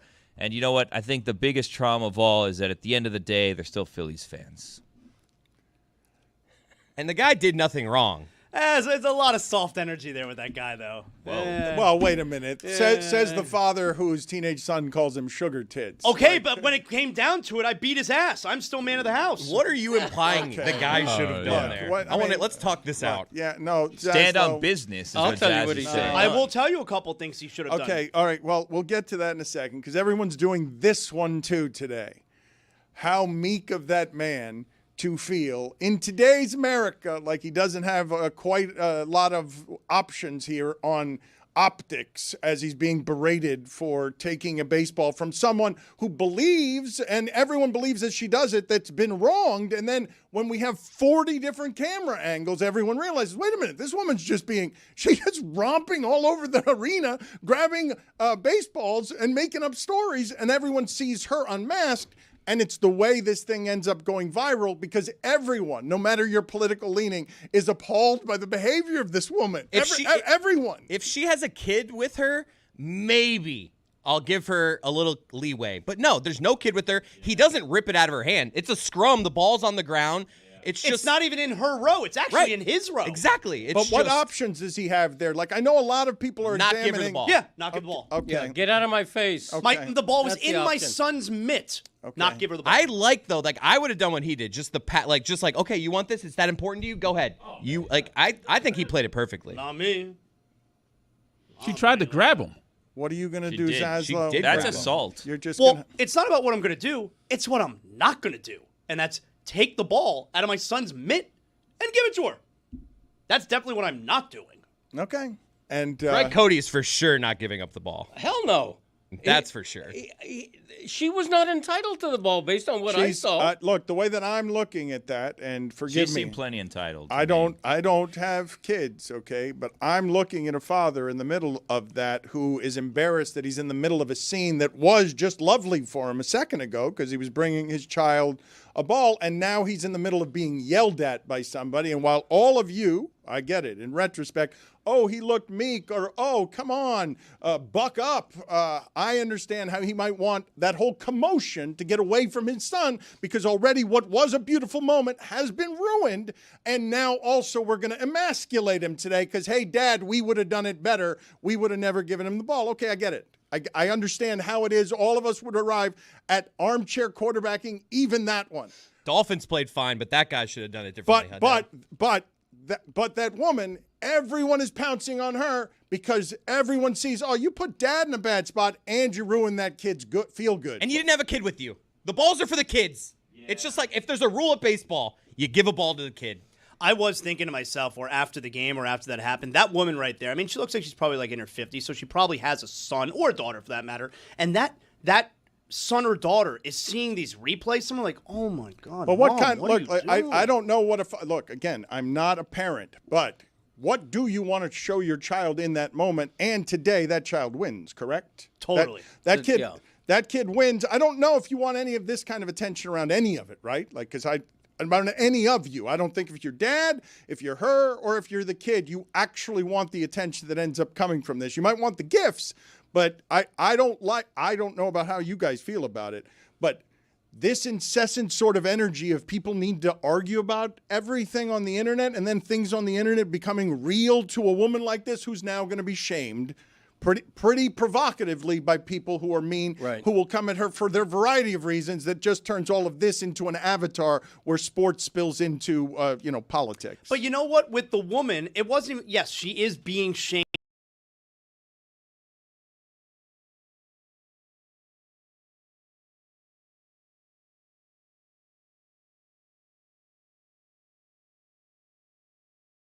Continue being shamed for her, but it wasn't even like she reacted poorly in a moment, in an instance. It was so much carrying on. Like it was the whole yelling to get the ball, and then it was all the interactions afterward. Like it was a whole thing with this woman. It wasn't even just like in a split second I behaved poorly. I think it's pretty easy to determine what the guy should have done. If I'm in the middle of that scrum going for the ball, if as the guy who walked away with the ball, if I realize, you know what, she had the ball and I took it out of her hand, then I'm probably going to give it back. Yeah. If I have every bit as much entitlement to that ball, if not more, as she does, I'm going to turn around on her and say, get out of my face. You did not get that ball. I got that ball. According to the timesofindia.com, there are two women who have now come out and denied being Philly's Karen. One of the rumors had a school district denying that they employed said Philly's Karen, that person is not an employee of theirs, and they had not fired said employee because rumors were going around that Philly's Karen had lost her job in the school system, which I think some of us, I don't know if we can all agree, I think some of us would agree that's probably a bit much, firing a person over this incident. But this is what social media and the internet do, right? Like, it's as if she robbed a bank. It's as if there's grainy footage of this woman running out of a bank with two big bags of money. Look, just so that you understand what this public shaming just does to people, her life will feel ruined to her. Like, we can say it's not, but her life will feel ruined to her for however long this lasts. And we can dismiss that and say that that's a silly thing to think, but in your football Sunday for this to make a live wire appearance on, ooh, let's all hate this person together. That feels good, shaming her for what is clearly bad behavior. I know it shows no perspective to say her life will be ruined, but it'll feel that way to her. Yeah, but she brought it on herself. The sheer entitlement. Well, that's what everyone is going to say. Insane behavior. That is correct. It is insane behavior. I feel like if you behave that way, you probably don't look back and see the video and think oh, I was wrong. I feel ashamed of this. I feel like you probably are surrounded by people who are like mine. Are like, yeah, that's your ball. Like, you didn't do anything wrong. That's what I'm saying. It wasn't like a singular second where she behaved poorly. It was so much carrying on. Like, I don't think this woman looks back at it and says, wow, I regret this. You do see sometimes where there are fights over balls and stuff like that, where then the peer pressure around you is like the guy, for instance, just gave her the ball because maybe I was wrong, I'll give her the ball, right? Where fans are booing whatever, then the person's like, you know what, you're right, and they go and they give the ball back. But this person then went and was giving people the middle finger, was egging on the crowd, so clearly she did not think she was in the wrong at all. I don't want to go too much further today. Forgive me for this because I'm sure we will be enveloped throughout the show, all football things. You're thinking Dolphins at Jets, December 7th. We didn't get to that. Yeah, we haven't quite gotten to that. That one might be a trap game. After that's at Steelers, so it could be a look-ahead trap game. And then the Bengals. hosting the Bengals in December. Whew. This might be the softer part of their schedule. Saints, Jets, Steelers, Bengals. Bengals looked, gettable yesterday. Joe Burrow against those cornerbacks. 1-3. You mentioned the Bengals. I don't know on the list of goats. How do we spell? Can anyone here spell the name of the Browns kicker? It's got a Y, a Z, and a K in it, and one vowel, and I don't know how to say it or spell it. Missed it. I don't think that's correct. I don't know. Can any of you spell it? Because if SMYZT. Put it on the poll at Le Batard Show. Would any jury convict today Myles Garrett, who almost had 3 sacks on 3 straight plays and a safety on one of them, if he missed it with his bare hands? Just with his bare hands, if he just I'm not saying that it ends in death. I'm just saying that if we had video today of Myles Garrett choking his kicker by the throat, and again, no harm done, it's just bad optics, all of us would say yes, of course, we understand. Everybody understands. Put that off to the side, put Bengals in another slow start, and Browns off to the side, because also this weekend, something that I thought bears noting, in tennis, okay, and I think Greg Cody, we were both there in Key Biscayne when it was announced to sort of everyone that a 21-year-old Djokovic was going to be somebody who challenged Federer and Nadal, and he had not won majors yet then, but it was just clear to everyone in the sport, not that he would be this, because no one could have imagined him being 24 Grand Slams. No one could have imagined that, but would top Federer and Nadal. I don't want the football weekend to blow out the fact that after losing at the U.S. Open, after 17 years of dominance, he just said, yeah, after 5 sets, I can't beat those 2 guys. Mm-hmm. They are now too good.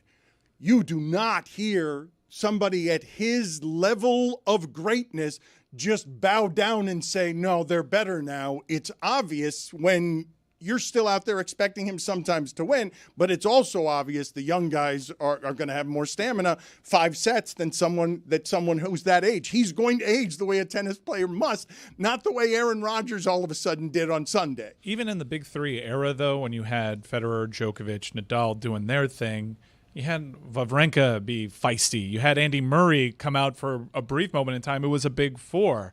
I'm watching the last few slams, and I'm like, man, I miss having a third guy in the mix because there is a wide gulf in the ATP ranks right now. Those two guys are really, really good.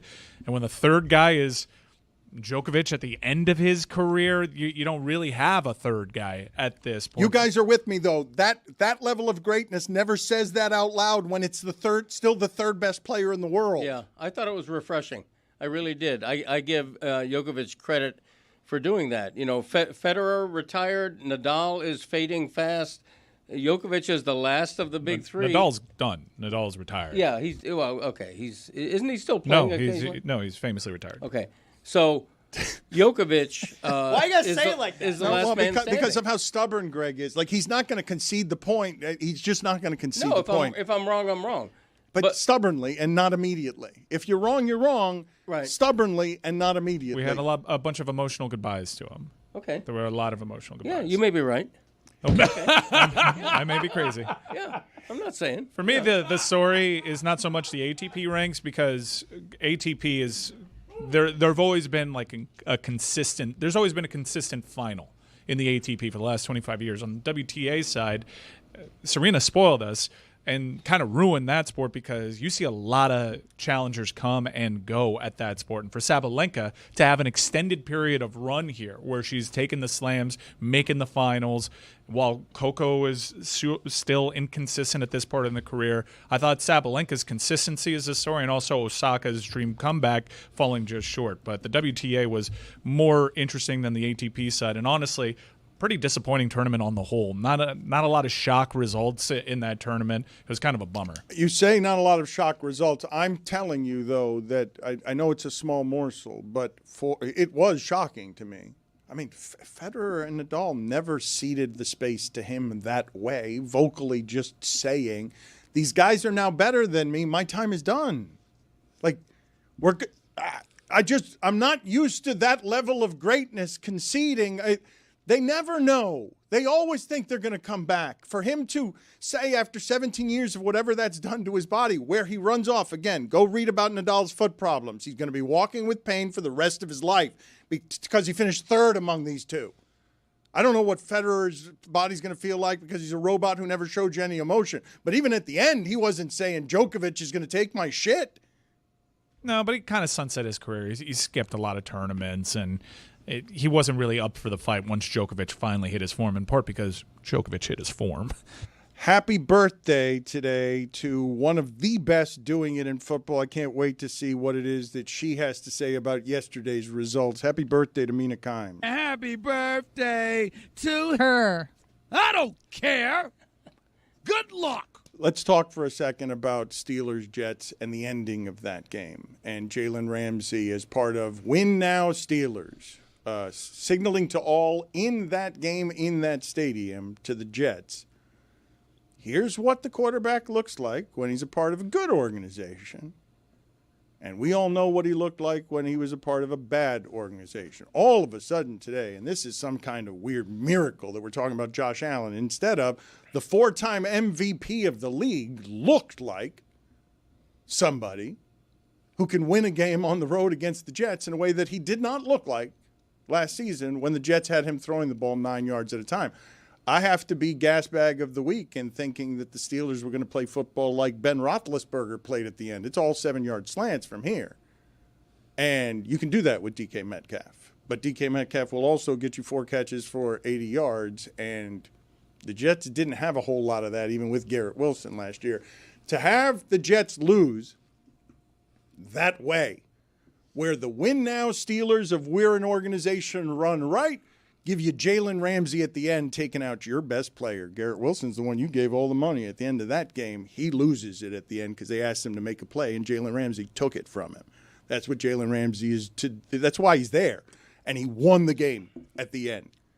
That's an entrance that gets you the kind of love in Pittsburgh where you create hope for a franchise because, wait a minute, the 4-time MVP is going to look like 4 touchdowns, no interceptions, throwing the ball down the field on a defense we know to be good. That's going to be our offense. We haven't had that offense here since Roethlisberger was taking us to the Super Bowl. We didn't have that offense here when Roethlisberger was in the last 3 or 4 years of his career and running around back there like a skyscraper with legs. Can I give you a counterpoint on the Steelers and Aaron Rodgers? They needed Aaron Rodgers to go 22 of 30 for 244 yards and a touchdown to barely beat the Jets and score 17 points in the fourth quarter. Like, that's... he had 4 touchdowns. Yeah, 4 touchdowns. They had to score 17 points in the fourth quarter just to beat the Jets. Like, he's not going to do that every week. It's the Jets. I know, but he did it on the road against a defense we think is good. Defense. And he was feeling himself after the game. You spoke about the meeting with Aaron Glenn on McAfee a few months ago. Beating him, is there significance in that since he basically told you to your face that he didn't think you were right for that team? Yes, that's what he did. So there's significance in beating him for you? I was happy to beat everybody associated with the Jets. He didn't have a game that looked like that all of last year.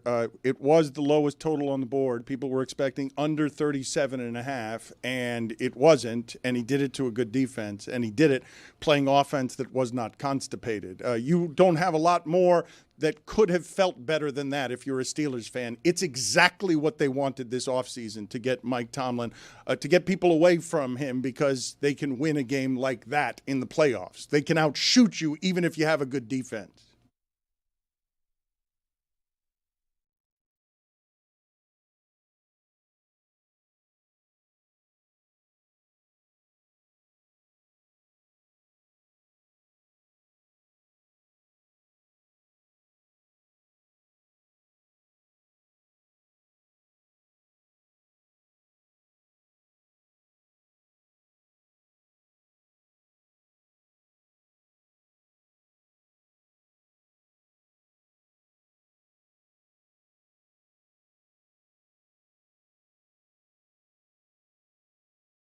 Can we call Tim Reynolds and just ask him about what the interaction was like? No. Greg Cody's back in my day. Seeds. Seeds. Seeds. Had a slice of watermelon lately? Popped a few grapes in your maw? Then you probably notice seeds are disappearing from fruit. And you probably see this as a good thing just because it makes life a little easier. We love us some convenience. In fact, it's a terrible thing, the de-seeding of us. Symbolically alone, the seed is the king of life. Adam gave his to Eve, and here we are, if you believe the story. If they take the seed out of humans the way we have watermelons, we're all dead ducks. Beans, peas, rice, coffee, corn, all seeds. Flour and oil started as seeds. All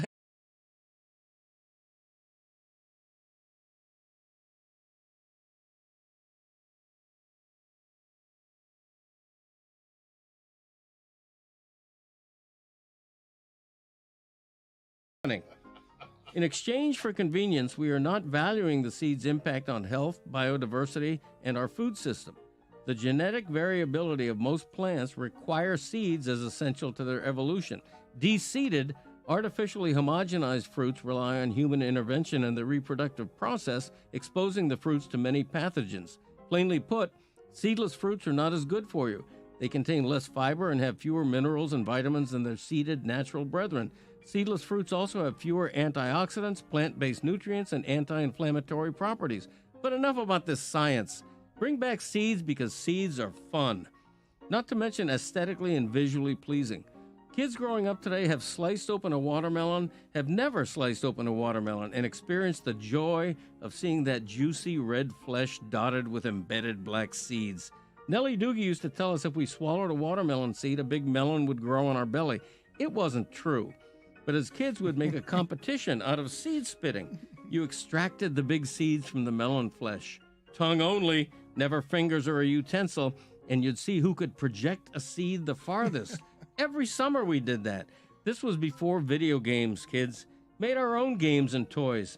Flew a kite, kicked a can, spit a seed. Grapes were the real challenge because the seeds were so much smaller.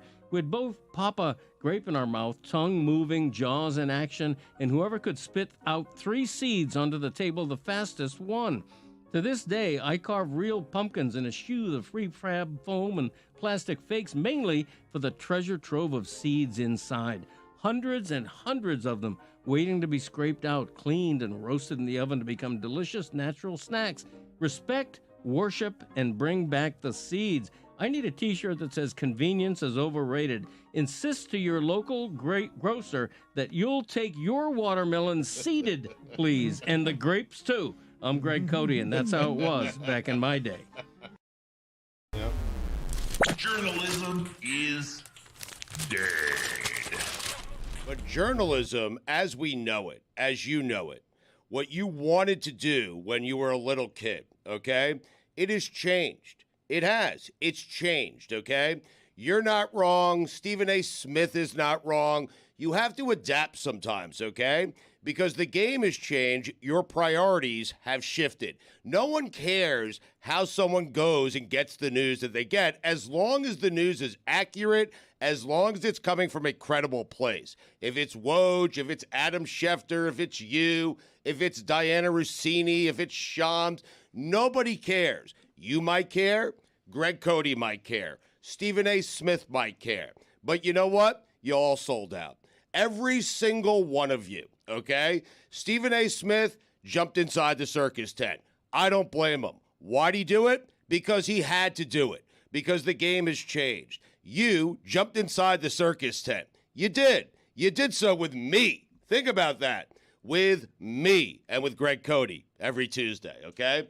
And so you have ditched journalism a long, long time ago because why? Survival of the fittest, Dan. You have to change with the times. You have to roll with a changing environment, roll with a changing industry, and that's what you decided to do. That's what Stephen A. decided to do. And for Woj, for guys like him, the game has changed slightly, where he went out and he sought reports, and he wanted to be the reporter. And you know what? If now he has morphed into a mouthpiece for the Blazers, I'm okay with it. I am good with it. I don't care. Survival of the fattest. Everyone, exactly. Everyone is selling out to make a buck. What a terrible timing. It was great. Like that joke. Hey, just give it up. You all want to be journalists. You're not journalists anymore. None of you. Not a one of you. Sorry. You didn't even hear the joke. You I did. Survival of the fattest. It was great. It just could have been done after Stugotz stopped talking, Dan. Right.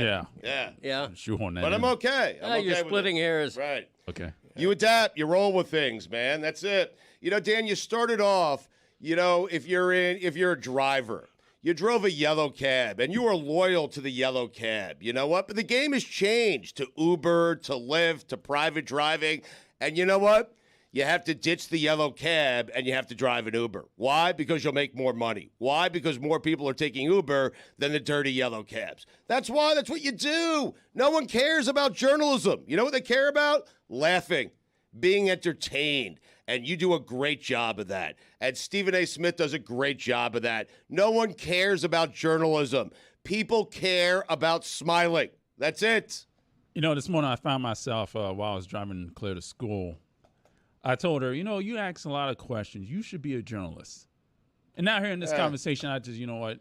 Don't be a journalist. Like, exactly. Do something else. It's over. Sad. I mean, You're going to let Stugotz parent your daughter. You think that's a good idea? You think journalism is a good occupation to choose now? No, I would not. Listen, not only is it not a good occupation to choose, I have looked around Miami and realized we're the only ones providing the jobs we're presently providing. I heard local TV reporters are making $45,000 a year.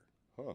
I couldn't believe that's how bad local television is struggling, that's the place that has arrived. And I told Chris Cody not to get into this business at all because it's terrible. But Stephen A. Smith is making more money than he's ever made in his entire life. He has more power. He has more of everything than he's ever had in his entire life. You want him to give that up because of journalism?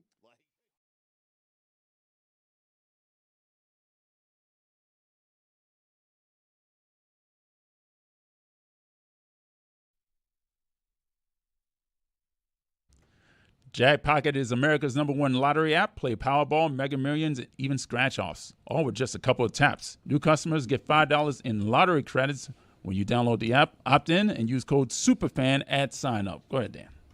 But thank you, Roy. I appreciate You got it. I appreciate you allowing me to go Back ahead. to you, Dan. Yeah, thank you. I appreciate that. Zaslow, you've been wanting to talk about Howard Stern for a week. People have been wondering how it is and where it is that a radio icon has been, because he gets very long vacations. He is part of a dying medium, but behind a paywall at SiriusXM, he has kept an industry alive because of all of his power and reach. And he just signed a 5-year contract extension today after doing one last bit here where Andy Cohen pretended like something had happened to Howard just because he was sick for a week and delayed his return. The people who follow Howard Stern do so with such loyalty that they keep in industry something that's behind a paywall that he doesn't feel like he can even quit because he's holding up a great deal of SiriusXM with his constituency. You've been wanting to talk about this for a week. He returns today and signs up for 5 more years where he'll have a huge vacation and spend a lot of time complaining about not wanting to be on the air. Well, and it's funny because he did his show today. He finally returned after they did a bit where Andy Cohen did, I think what was a pre-recorded bit, as if he took over the show, and people were free. Variety magazine put out a story and a tweet that Howard, he's gone, Andy Cohen's now. That was very embarrassing. But also, like, how embarrassing for some of these publications over the last couple of weeks who were reporting that he's being fired. He just inked a 5-year extension. And it was funny because on the show today, he's talking about, even if I wanted to retire, I can't now. With all the reports, I have to stay. It seems to be a long-running bit where he's being forced to stay. Someone forced his hand to sign this extension. Is every 5 years he does this. I wish I could Charles quit. Barkley. I can't quit right. I wish I could. That's a great shout by Billy. It's the Charles Barkley thing. I mean, an out in your contract expiring means you don't actually have to. This whole thing feels so calculated to me. Like, it's a publicity stunt, right? I mean, where's Howard? Why Howard was supposed to be back on today. Where is he? And still, I will not dismiss the forever reinventing of yourself. So in your 70s, you could be this kind of valuable in a artifact media that you help change with some shock jock stuff that still, even though people make fun of where his politics are now and how he's gotten overrun by the young men in the Rogan sphere, still monster relevant at a place that's behind a paywall that's keeping up in the streaming game with everybody else, and now is still trying to replace him with what feels like a radio lineup of Stephen A. Smith and Katie Nolan, and them trying to keep up in the modern age when behind a paywall is radio is not the most modern of ways to make business, but he is an icon who's reinvented himself over 4 decades. That's not up for dispute by anyone. No, of course not. Right? It was interesting, though, these last couple of weeks while he was gone, and then another week where he delayed his return, and just all the talk about him being irrelevant and he doesn't matter anymore. I mean, look, this is an all-time radio giant who it feels like it's never going away. He's in his 70s. He's like 73 years old. He's older than I am, for crying out loud. And he has more time off than anybody because he is his own industry. Like nobody has, almost no one has that power, although Conan O'Brien begins to accrue it now in the shadow umbrella of what Howard built over there when they revolutionized media. The Andy Cohen thing was a good bit. It was a good idea. Well, it fooled a lot of people. Yeah, I saw it first. I'm like, this seems like acting a little bit. Is this a work or is this legit? Because it did kind of lean into all the uncertainty surrounding the biggest bit of uncertainty was probably him delaying his return a week because you assumed, well, what's going on here? Are they trying to get some kind of exit in place? I thought it was a cool idea to stay relevant. People are talking about him today. Can he continue that discussion? Can he use this established narrative that he's kind of done? And look, he went woke and now he's going broke. The 5-year extension kind of thumbs its nose at that. But what kind of voice will Howard Stern have at this stage of his career? You cited the manosphere. His voice doesn't resonate with a younger audience. His audience is aging with him. How much influence does that audience now have? Well, we now know, though, that the echo chambers, all of them, if you've got a giant loyal audience and contingency, and you take it with you from place to place, you have enormous value. And so his audience, though older, there's no disputing that. It's been overrun. The podcast sphere has been overrun by an assortment of young comedians who have altered everything up to and including a presidential election, because some of them in the young man sphere fed bad information to young people who weren't thinking for themselves. And then Andrew Schultz recused themselves from any of it by backing off. Howard Stern is an artifact from a different time. There is no disputing that. But his value is not up for dispute either, because I'd love to see the numbers on what that 5-year extension is. They are trying to help him keep up with Mad Dog and with Conan O'Brien. And it's hard to keep up behind a paywall as the streaming game changes and everyone's in the podcast industry. I saw a podcast, Mike, I don't even know what this is. I saw Shaquille O'Neal talking to, I think it was Kendrick Lamar, Tom Brady, Dana White on the roof of something, because everyone's come to the podcast sphere saying, I'll make daily shows. I don't know what that was. You asked. I haven't seen that, but I assume that the number's lower.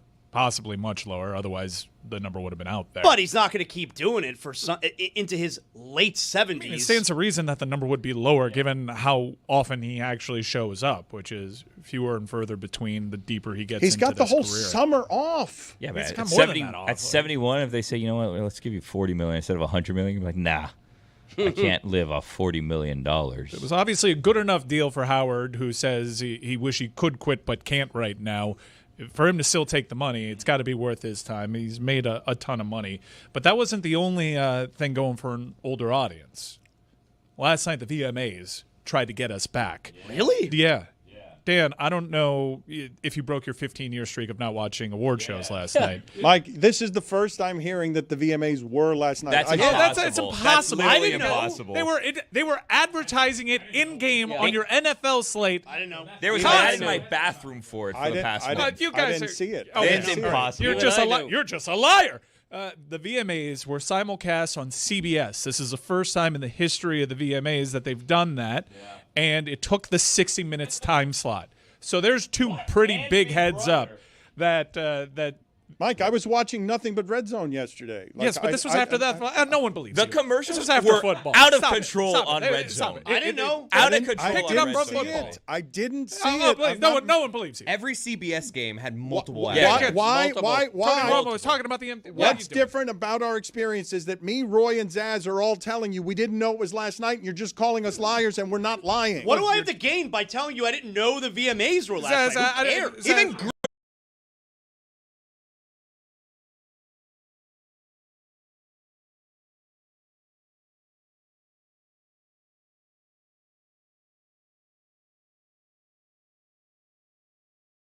You two are just lying. Yeah. You're just lying.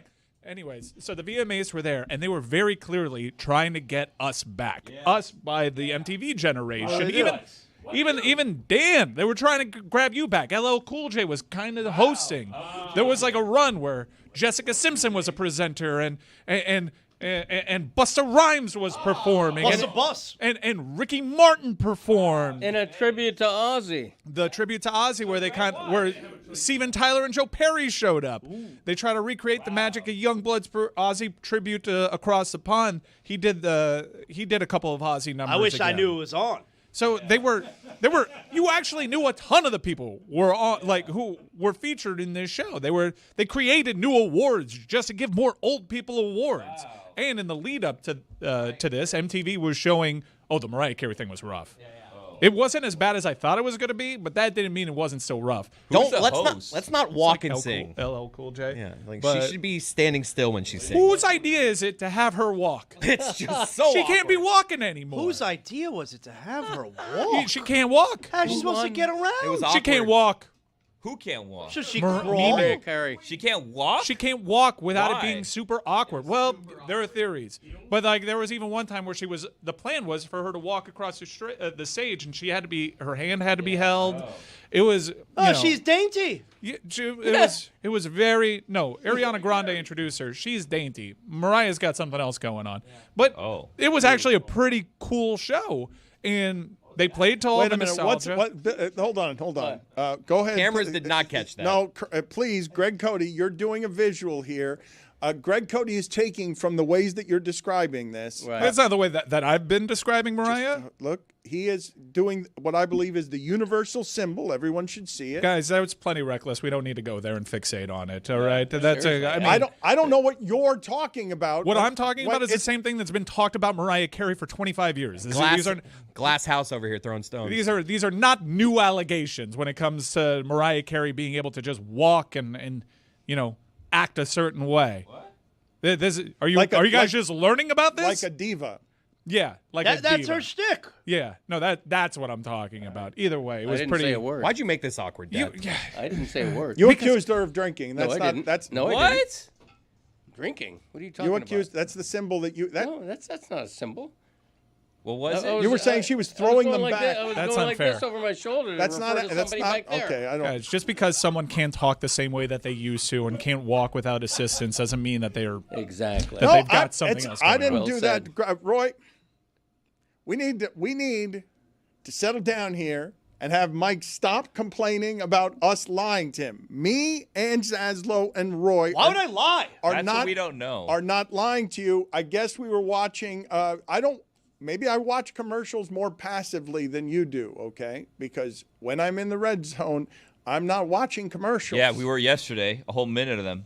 I didn't see commercials yesterday, is what I'm telling you, the way that I was watching Red Zone, and I didn't see any commercials for the VMAs. Is there anything else here worth talking about instead of the reckless things we're saying about Mariah Carey? Yeah, I think it's pretty cool. And also, have you ever seen a 60 Minutes in-game promo?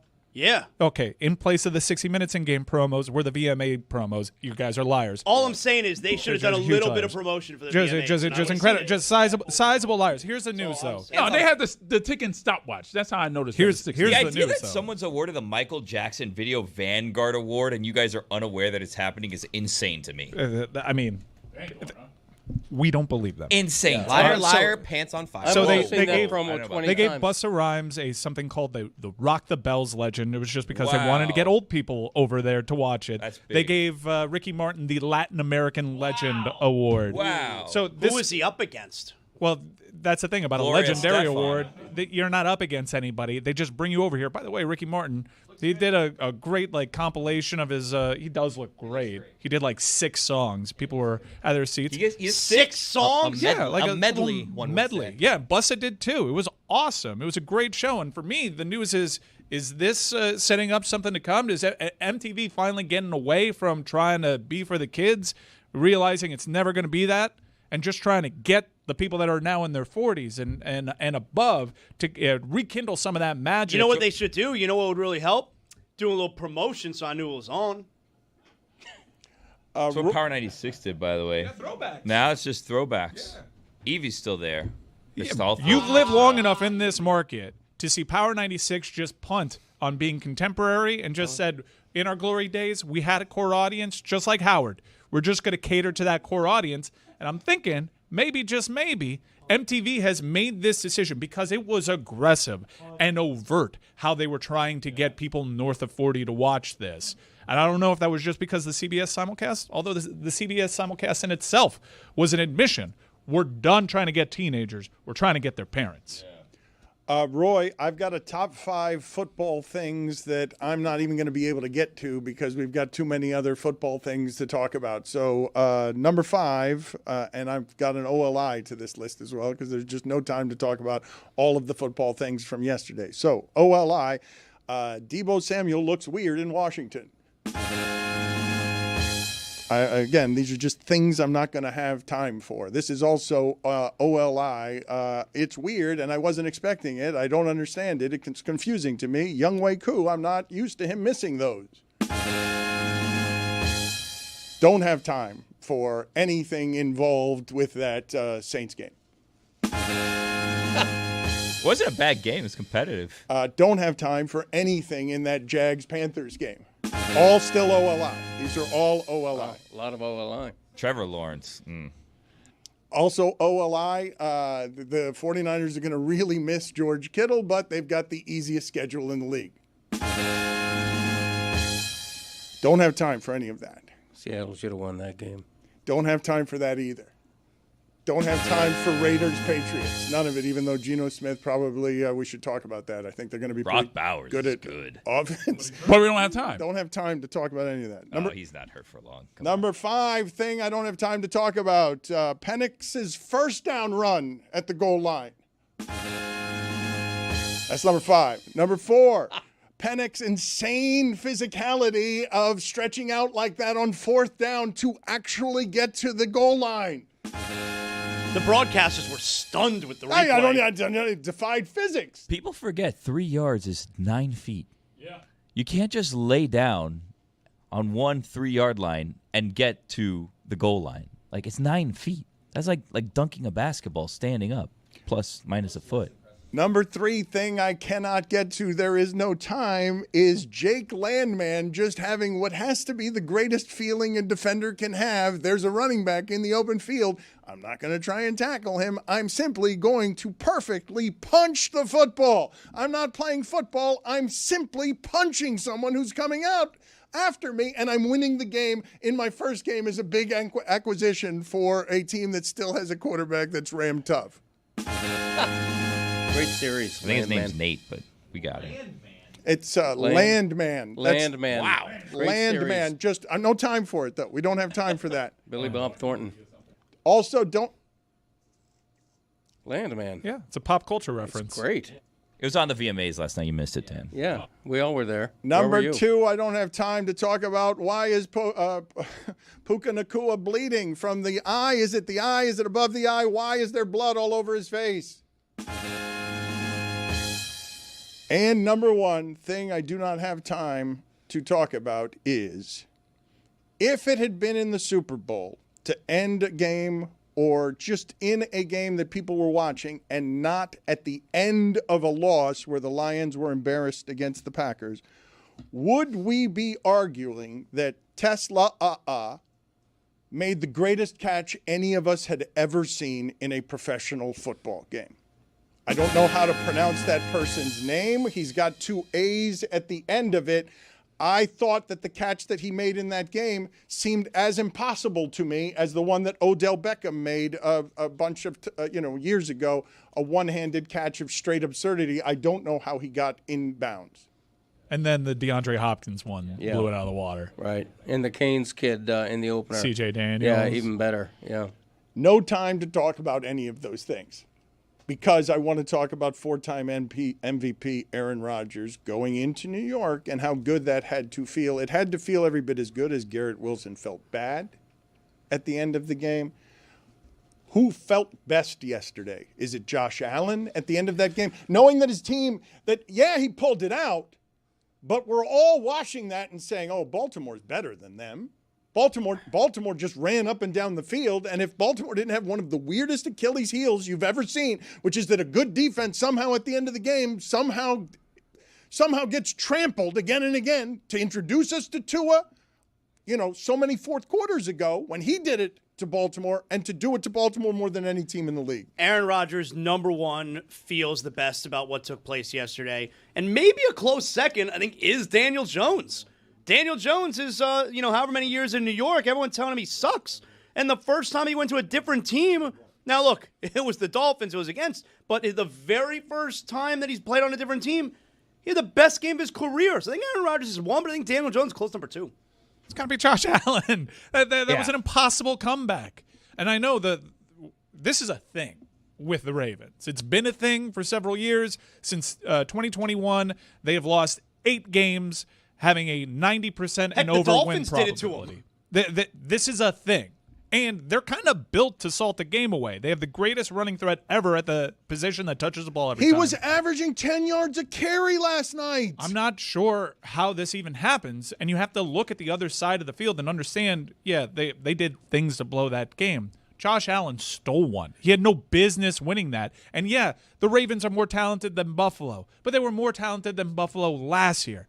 I think lost in the Lamar Jackson discussion because he's so impressive. He's so great running. He does so many amazing things. But that is as loaded as there is on offense in the league. They have really helped this guy out. There is no excuse for Lamar to not get this done. There is no excuse for Lamar to blow games like that. The other guy's finding ways to win it. Lamar's seemingly finding ways to blow it. The thing that I would push back about Josh Allen feeling the best yesterday was what we saw from Josh Allen there yesterday. It was just being Josh Allen. Like Aaron Rodgers was able to say, see, my demise, you spoke a little bit too early, I'm still really good. Daniel Jones, like, you think I suck? No, now I'm on a competent team. Like, Josh Allen was being Josh Allen yesterday. Aaron Rodgers, I could argue, wasn't even the happiest guy on his roster. Jalen Ramsey, that had to feel pretty good for him yesterday. Put it on the poll at Le Batard Show. Who felt better at the end of yesterday's game, Aaron Rodgers or Jalen Ramsey? It's a great question, Chris, because excellent, sure, 4-time MVP. But in that sport, when you've gone from one team to another with the Dolphins, you, as a Dolphin, Jalen Ramsey, you all your life have known how to win.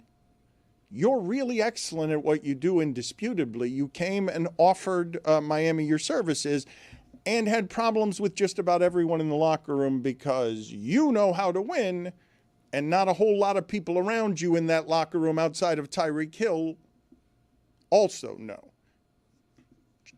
Jonnu Smith and him yesterday in Pittsburgh, winning that way, and Jalen Ramsey getting the moment late in his career that is, I'm still more physical, too, and I just robbed Garrett Wilson's soul in his own stadium to end this game and announced to all of Pittsburgh, hey, a winner came to town. You guys win. I win. Our MVP quarterback wins. How about we tell a different story than the one Tomlin's been telling on defense, 10 wins a season, but can't do anything in the playoffs because at the end he's getting the most he can out of his team, but he doesn't have historic winners on his team. They haven't had one of those since Roethlisberger. And so Jalen Ramsey comes to town, and that's how he introduces himself. It's all the baggage with the Dolphins, and in that game, him and Garrett Wilson almost got into a fight. So, like, that was just, what a feeling. I know we're in love with the multiple-time MVP and the narrative and want to give all the credit to Aaron.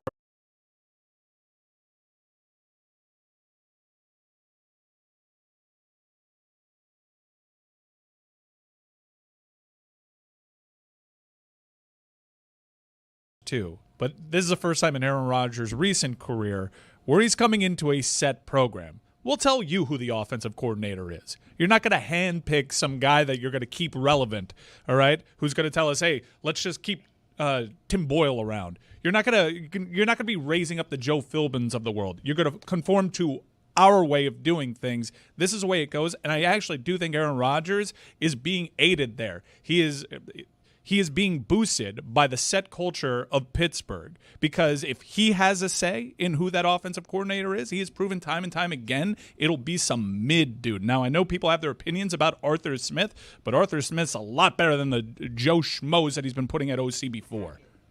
It has been something to watch what happened in one game.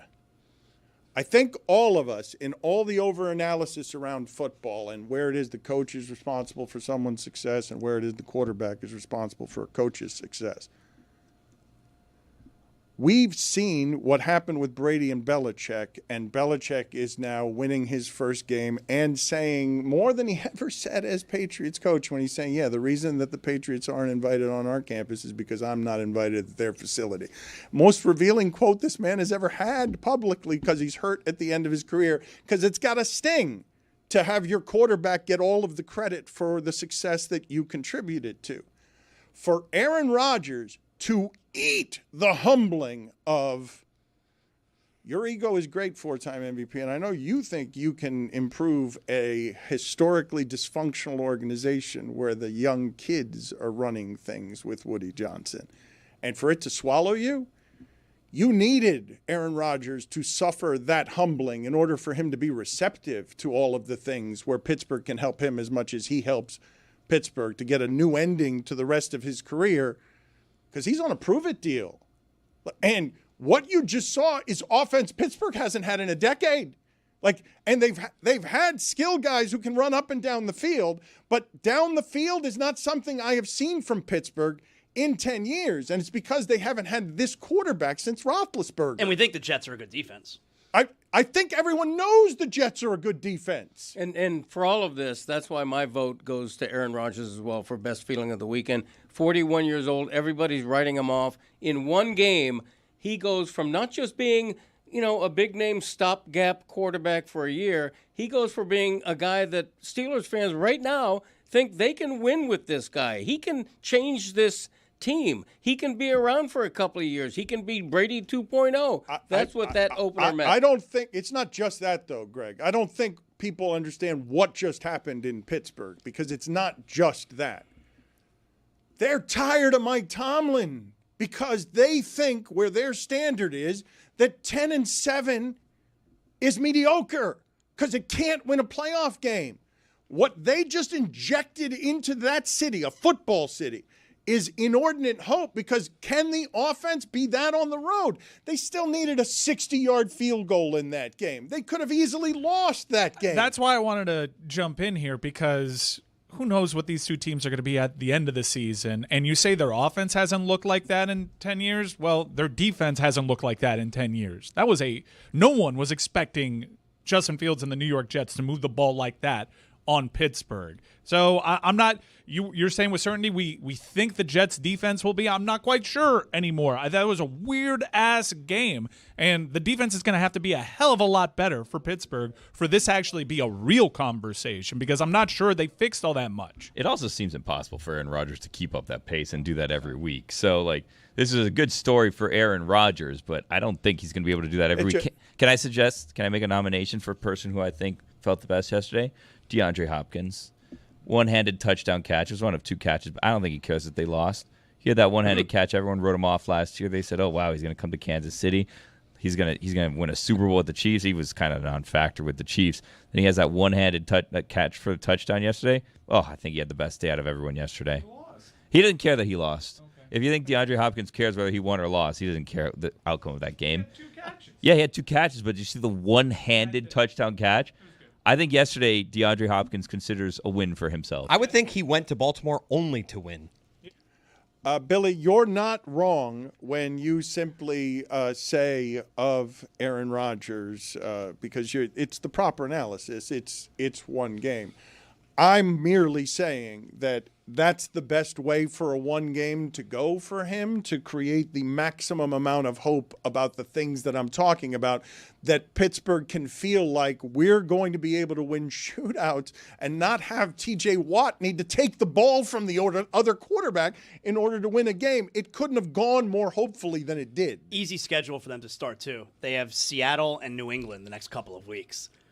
You're probably 3-0 if you're Pittsburgh. And that game was all Aaron Rodgers. He had no ground support. I think they ran 25 times for 60 yards or something like that. He doesn't have a Derrick Henry on that team. That's all him. Gets a little dicey, though, after the Patriots. Yeah, let's take a look at this thing. Hosting the Vikings. That's going to be tough. And then you host the Browns. All right, so 4-1. Which 2 home games, and then you travel to Cincinnati, which that one's anyone's guess. Yeah, 17-0. I'm listening. Then you host the Packers. And season 2.0. They looked good yesterday. 5-3. Well, then juggernauts come into town. The Colts. 5-4. You don't know what that one's going to play out. Chargers. Travel across the country to the Chargers. Now they're a game under. Now Bengals again. Game under. At Chicago. We haven't seen Chicago yet. 500 again. The cobbler. Then the Bills. All right, I don't then want the Ravens. I'm sorry. All right, point Dolphins. taken. Point taken. I'm talking football too seriously. You're doing At Detroit. scheduled talk. Ooh, is it snack time? It is. I'm At going to Browns. interrupt what he's saying. And Last game is the Ravens. all right, I heard you, okay? But I'm sorry I have to do this to you. Who's that for? Minor penalty, 2 minutes for verbal diarrhea. Chris? Get out of here, Chris. Hit the road, Jack. That's for you, Billy Gill. For 2 me? minutes. Yeah, I'm sorry to do that to you. I'm having the dill peanuts. I really like these peanuts. They've been around the offices here for a couple of days. The flavored ones. I like the hot ones, but look, my mouth's watering. These are good peanuts. The Hampton Farms peanuts are the best. We are going to have our weekly Let's See Who the Nuttiest Fan Is in College Football. It's brought to you by Hampton Farms, the official nut of the tailgate. Vote for your favorite nutty fan at Le Batard Show on Instagram. Keep an eye out for Lucy at West Virginia this week if you think you are your team's nuttiest fan. All right, Dan, here's what we got this week. We had a fan with a lemur at the UM game. There was a fan. I don't know if they snuck this in. I don't know if you're allowed to bring this in. We had a UM. You can't be allowed to bring that in. What are you talking about? No, that can't be the emotional support. I'll bet it's not on the ban list. You think it says lemur? So we have a UM fan with a lemur and going against an Alabama fan. Now, this was before their last game against UL Monroe. And, an Alabama fan asked what she will do if she wins the lottery. I'll tell you exactly what I'd do with the first $70 million. I'd pay off Kalen DeBoer and get him the heck out of the University of Alabama, and then I'd take whatever else it took to get rid of the AD. Wow. That's not what I would do. Like, I'm out on the Dolphins right now. If I win the lottery, I'm not putting any of it towards getting rid of Mike McDaniel. She has different likes than you. That's true. So we have these two fans. What do you think's nuttier, Dan? Bringing a lemur into a stadium or spending your lottery winnings getting a coach out of town? I think that feels like animal cruelty. I'm sorry because I was chewing into the microphone. I don't think people like that. I think that's an unpleasant thing that SMR. we do. ASMR. Whatever. And I heard that crunch, by the way. Well, SMR. I tried not to eat into the microphone because it's pretty disgusting to eat into the microphone, but these are delicious. And delightful Hampton Farms peanuts. And they also trigger for me a childhood thing because this was the peanut was the greatest of the delicacies in my childhood. It's sporting events fun. It's baseball games with my father. It's being able to throw things on the floor and not have to pick them up. That's the best part. I used to love going to Roadhouse Grill. Wait, I get to have the peanuts and just throw it on the floor? But you can't bring a lemur into your stadium. That seems bad for the lemur. I don't care what we're doing with the lemur seemed to be enjoying itself. No. No. You think an animal is in a bag is going to be happy to be with 80,000 roaring people? Did you see that pass that Carson Beck had to C.J. Daniels? The lemur seems intrigued. It wasn't 80,000, was it, Mike? You're very happy with Carson Beck's accuracy. You should be. That lemur doesn't seem freaked out at all. Lemur sounds like a car. I drive a 1978 Ford You do Lemur. this all the time. I am very excited about Carson Beck and the Miami Hurricanes. They look good. Hey, did you see that Oregon score? The hell's happening with Oklahoma State? I told you this last year. They're the worst team I saw anywhere in power football last year. There were really strong indications. You got to fire Mike Gundy. There were really strong indications that he was going to be gone. In fact, there were people that I trust saying, like, he's pretty gone. And then he had a Hail Mary to save his job at the last second. Woo! Do you ever hear anything about football and you're like, I don't trust you? Because you said people you trust. Yeah. Like everyone, you get a good nugget and you're like, damn it, I don't trust this person. Yeah, no, you can be skeptical. Who's your worst source? Yeah. I've never thought of it that way. I didn't want to talk very much college football, but I did. I'm telling you that I was watching last year Oklahoma State, and I'm like, oh my God, they've left Mike Gundy behind. They were supposed to be good last year. His whole team is in tatters, and then you see that against Oregon, where they're a 30-point dog, and they're out of the game in the first half. They've got nothing. That's as bad as you'll see like a P14 look on the road. And going into the game, Mike Gundy's complaining about, Oregon, they have so much NIL money. Did you loser talk? Did you see what happened with Duke over the weekend? Quote they from, lost at home to Illinois by 30 points. Illinois is good, right? Yeah. Quote from Manny Diaz. Illinois does this to everyone. Let's say, we can slow down a little bit. Hey, he Duke, is such a loser. Duke spent $4 million on their quarterback to establish a crazy quarterback market this offseason. All for that quarterback. Take the peanuts away from him. Yeah, what are we all for that quarterback to now be an underdog SMR. at his former school against Tulane. Tulane is favored against the quarterback that left there and established a crazy market at $4 million. You guys didn't see that Orioles game? Jackson Holiday. No, nobody cares. Nobody cares about Last baseball. place baseball. Matt Holliday's kid, right? The Dodgers the Padres are game back. The Dodgers don't look like. You see that Clemson game? These are great nuts. That was a little scary for Clemson, huh? Troy, it's just a guy named Troy.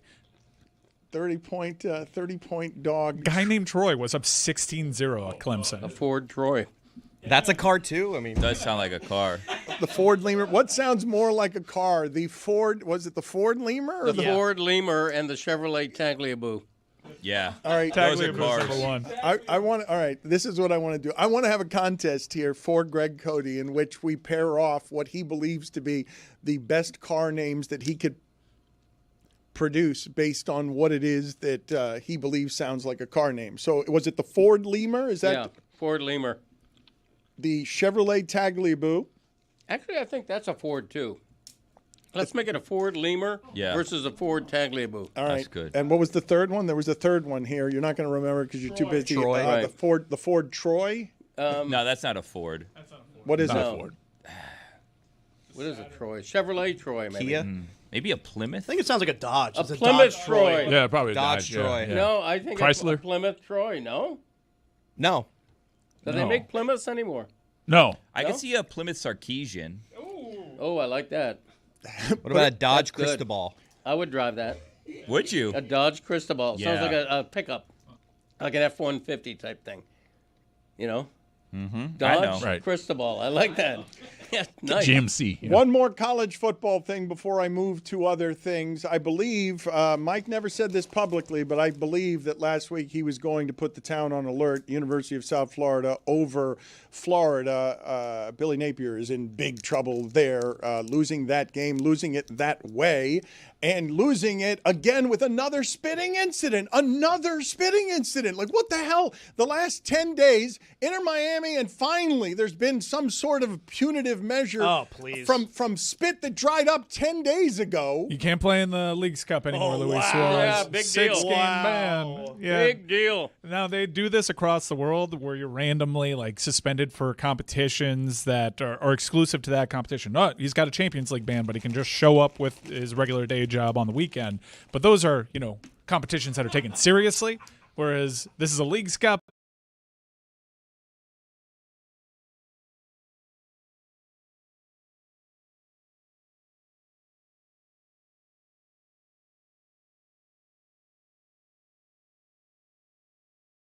They Very just strange. lose the Leagues Cup? Yes, but now they're suspended next year. Going forward, Luis Suarez, the next 6 Leagues Cup games, out.